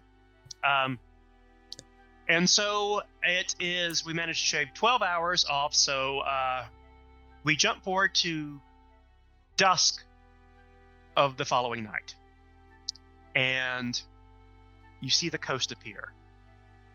And you see little smoke from indicating not like something on fire, but like, okay, this is civilization. And you sail up and you realize that what looks like a cliff face is actually, there's like a cutout. So it's like a triptych where from the front it looks, but as you turn to the side, there's a notch out that forms a somewhat natural harbor. And you see other ships there, and you sail in, and you dock, and you see it's a small village, town, you would say, actually. It's immediately. Everybody, give me a perception roll.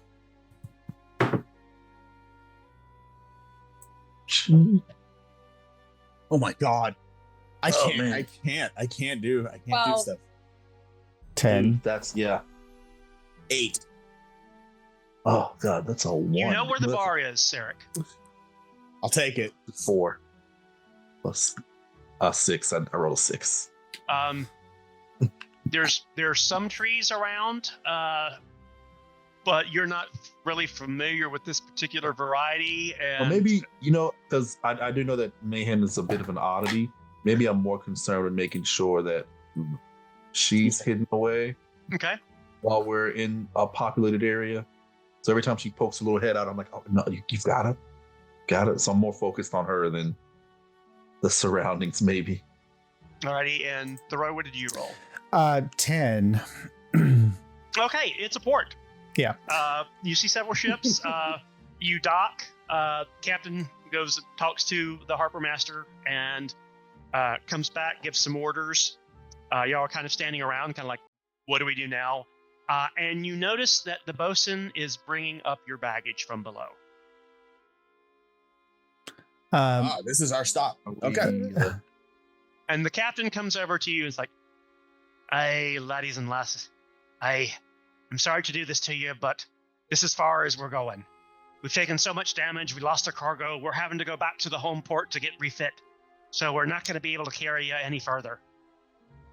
You're in a small town called Saltmarsh, which is actually starting to get some trade into it. So there's hopes that another vessel that's worthy of seagoing will be coming along that might be able to take you further on your journey.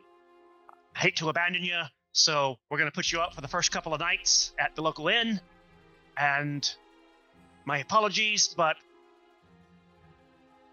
also I'm worried that one of you is a Jonah because we've had some horrible, horrible luck on this trip. I'm not going to point fingers at any one of you. You've all tried. You've all helped. But this is the worst luck I've ever had on a trip. Maybe it's a curse from the tomb. Pirates and then storm. Yeah, I mean, it's not great. Honestly, we could probably say that it was the professor, right? Because he's the one that's gone. So, that's a good point, laddie. Contact to let them know that the professor is lost at sea. No, the professor, Ivar, he bolted. He teleported out of there. Yeah, but so you think that it's reasonable that the professor teleported back to the skull? This man was like, "All right, peace." Just left. This is some egg fort energy. This is some egg fort energy right now. Yeah.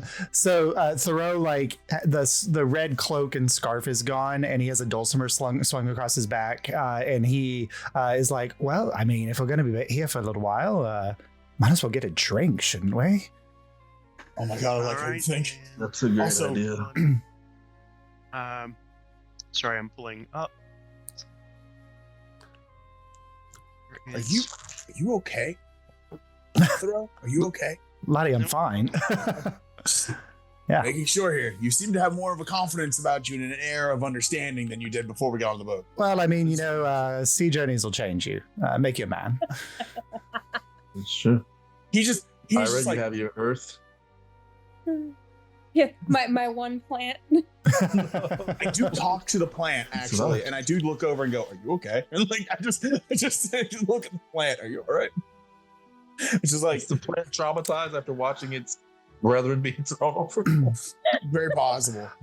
Lyra, as you're kind of like creating the plant, you see Thoreau like holds up Archimedes and is like looks at it for a second and goes, Lyra, you look like you need a little comfort. Can Archimedes just stay with you? Archie's going to stay with you. I would love that, please. Absolutely. I'll let you know when I want him back, I suppose. Okay. The bosun leads you through the town. You go up past Ship Chandelier. The other thing that all of you, even with horrible rolls, notice is it smells like fish. Lot of fish smell. And you see, Sarek, because you do have knowledge of sail, you realize that this is basically a fishing village. But you also notice new construction of docks. And so it seems to be that this was originally just a small village that was on its own, but has been scaling up. And it can now accommodate mid-sized ships, not the giant ones, but it can actually, it looks like there's some trade starting to come through here. So you do have a little bit of hope that something will come along that can get you out of here. You are led to the Snapping Line Tavern. It is a tavern and inn. It is the most popular inn in town. It is also the only inn in town. Sarek, you have clocked at least one other bar. So that's on your mental list. The bosun leaves you in, and there is a woman at the front who is obviously the hostess. And once again, where's my piece of paper. Uh, Bosun Parvis. Long time no see. What brings you into town? Oh my. We've had a bad bit of luck on the sea. We've had a bad bit of luck on the sea, and so Captain is dropping off these passengers. We're having to go back to refit at the home base. So Captain said that he would put them up for 3 nights, and after that they're on their own. But if you could do us a solid and take care of them, we'd appreciate it. Well, anything for you. Don't you want to stay and have a drink? And darlings, what can I do for you? Obviously, we're going to prepare our some of our finest rooms for you, which are also some of our only rooms. But would you care for a drink while they're getting ready? Madam, what is your name? I believe that we're going to be well taken care of in your hands. I am Hannah. Hannah Wrist. Hannah Wrist. Lovely to meet you. Give me a perception check for the bar. And Thoreau, give me an insight check on Hannah. Oh, okay. 19 for insight. Okay, she is not flirting with you. She is not flirting with the bosun. She is. My voice note is Jessica Rabbit. She's not bad. She's just drawn out. So Thoreau won't care and will just say, when you say you are preparing the rooms, does that include a turn-down service? It depends on how much you spend at the bar now, doesn't it? Oh, also, do you guys hire performers? I think we could earn our keep a little bit tonight. Well, you are paid through the first 3 days, but if you're going to be staying longer, I'm sure we can work something out. I'll keep that in mind. I also love this voice too. Jessica I actually Rabbit. made notes on the village for everything. For everything. for as like names of people, voice notes, so that I could keep track of who's who and what's what. Very smart. And so Hannah seats y'all at a table. You see what are obviously a couple of locals sitting around. It does still smell like fish in here. And Sarek, you realize that the wood here, it's all ship planking. So basically this building was built out of old boat parts. So the walls aren't quite straight. There's a curve to things, but it's got a very homey feel to it. But that's also where the fish smell comes from. It's never going out. Do y'all order drinks or food or anything? Or it is getting towards evening dinner time. Kind of looking around the table like, we've had quite a rough last few days. So I'll say first round of drinks on me, gents. Let's go. Alrighty. I want to know who this man is. Where he came from. Thoreau. Hannah comes over and it's like, well, since you're new to town and we're going to be staying here for a while, might I offer you one of our maps for sale? Oh boy. The daughters of one of the local businessmen has knitted them in effort to make money for her dowry. Oh, I You'd be love a supporting them. story. Okay. How much are these maps?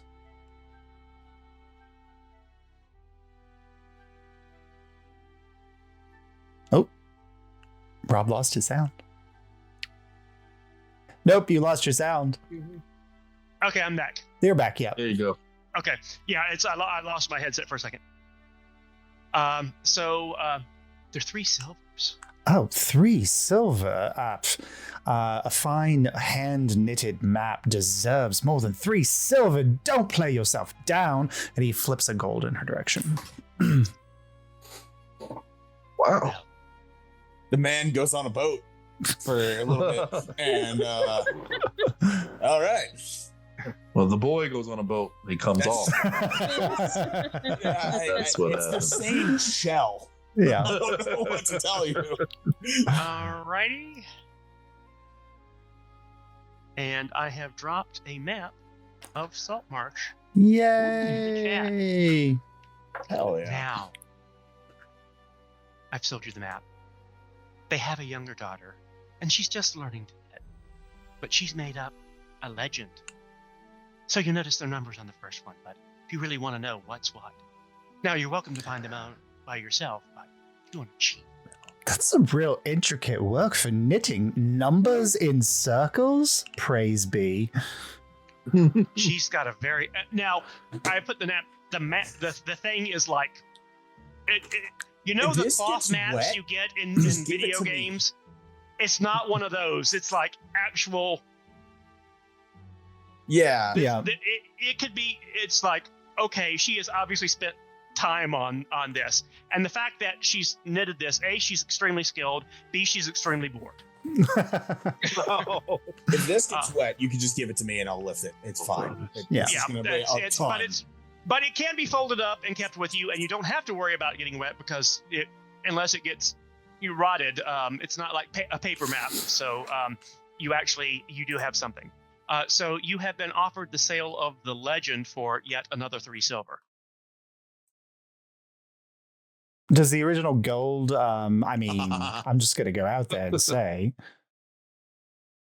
You honey buns, absolutely.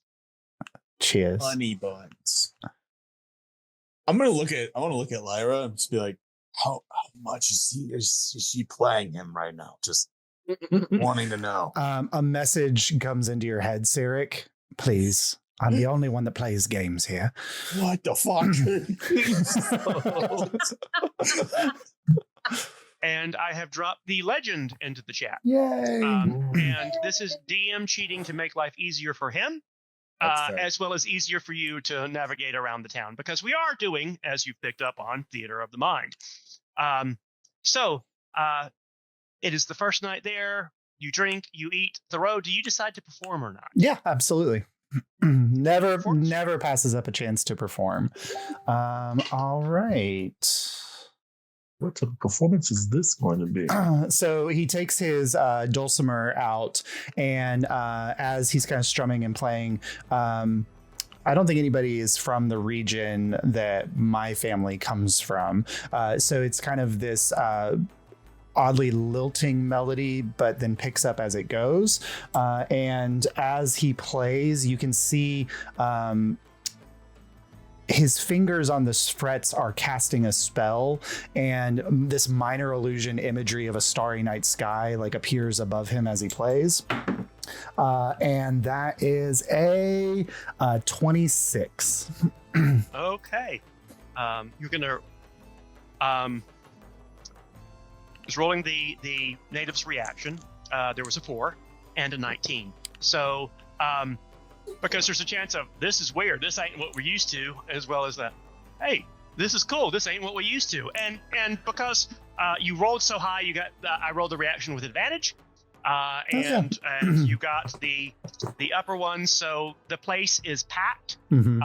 Kind of word of mouth gets around as you're performing that it's one of those that starts off with just the regulars, and then like one of them goes running out and drags some of his buddies in because this is something new. And so the place is packed. You have a great time. What do you do at the end of the evening?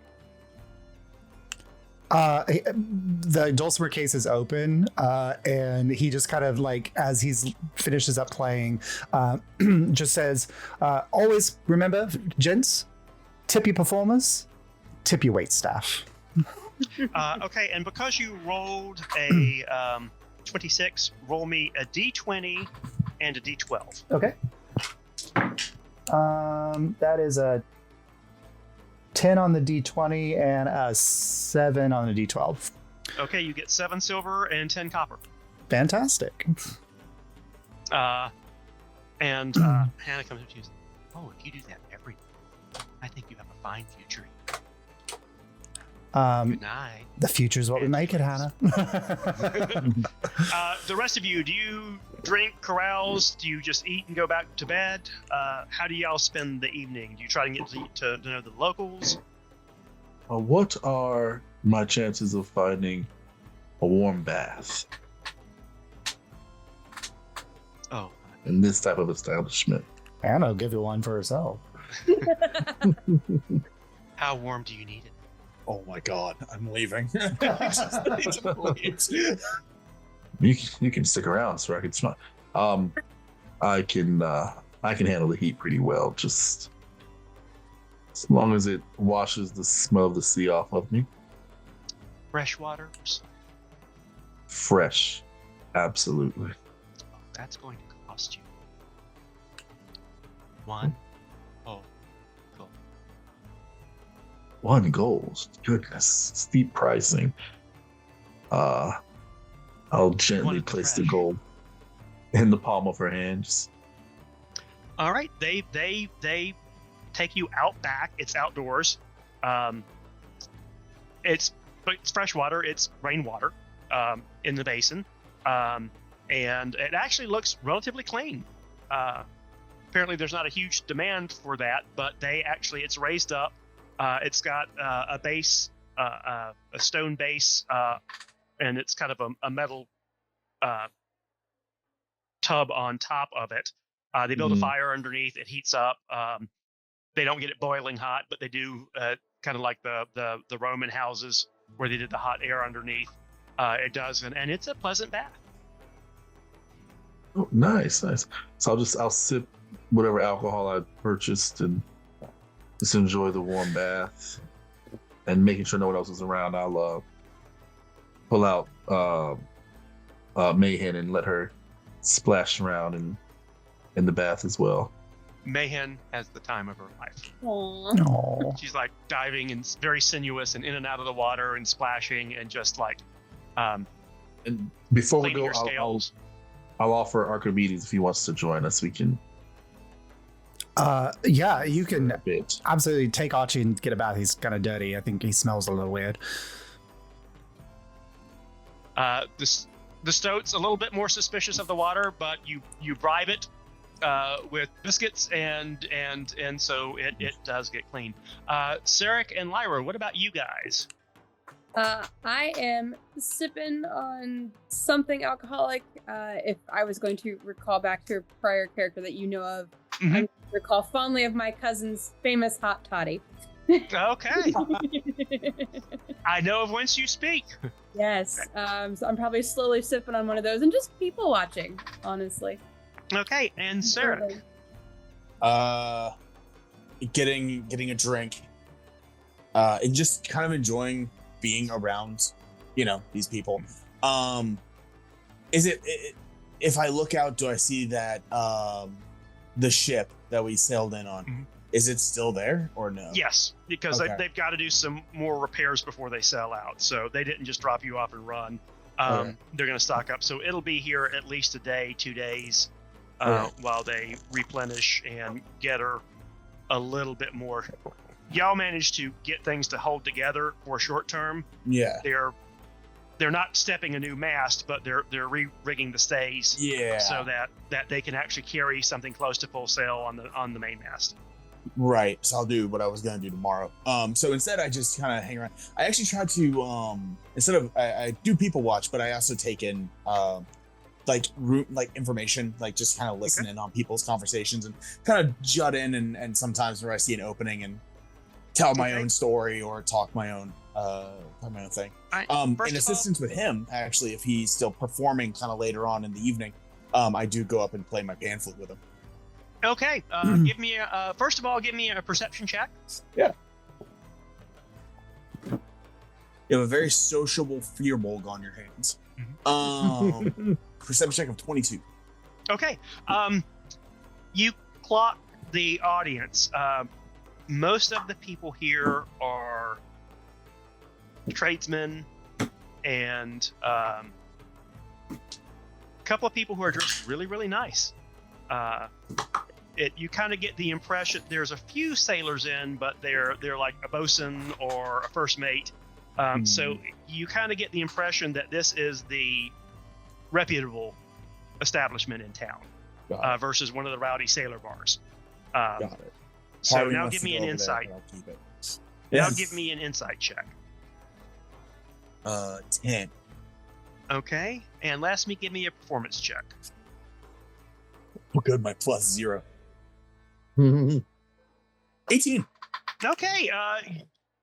You do well, and with Thoreau's 26, the places you stumble a little, he picks up and does riff. You kind of do a little jazz thing, and y'all have a good time. You both score inroads with the locals, so dealing with certain people is going to lower the DC for you.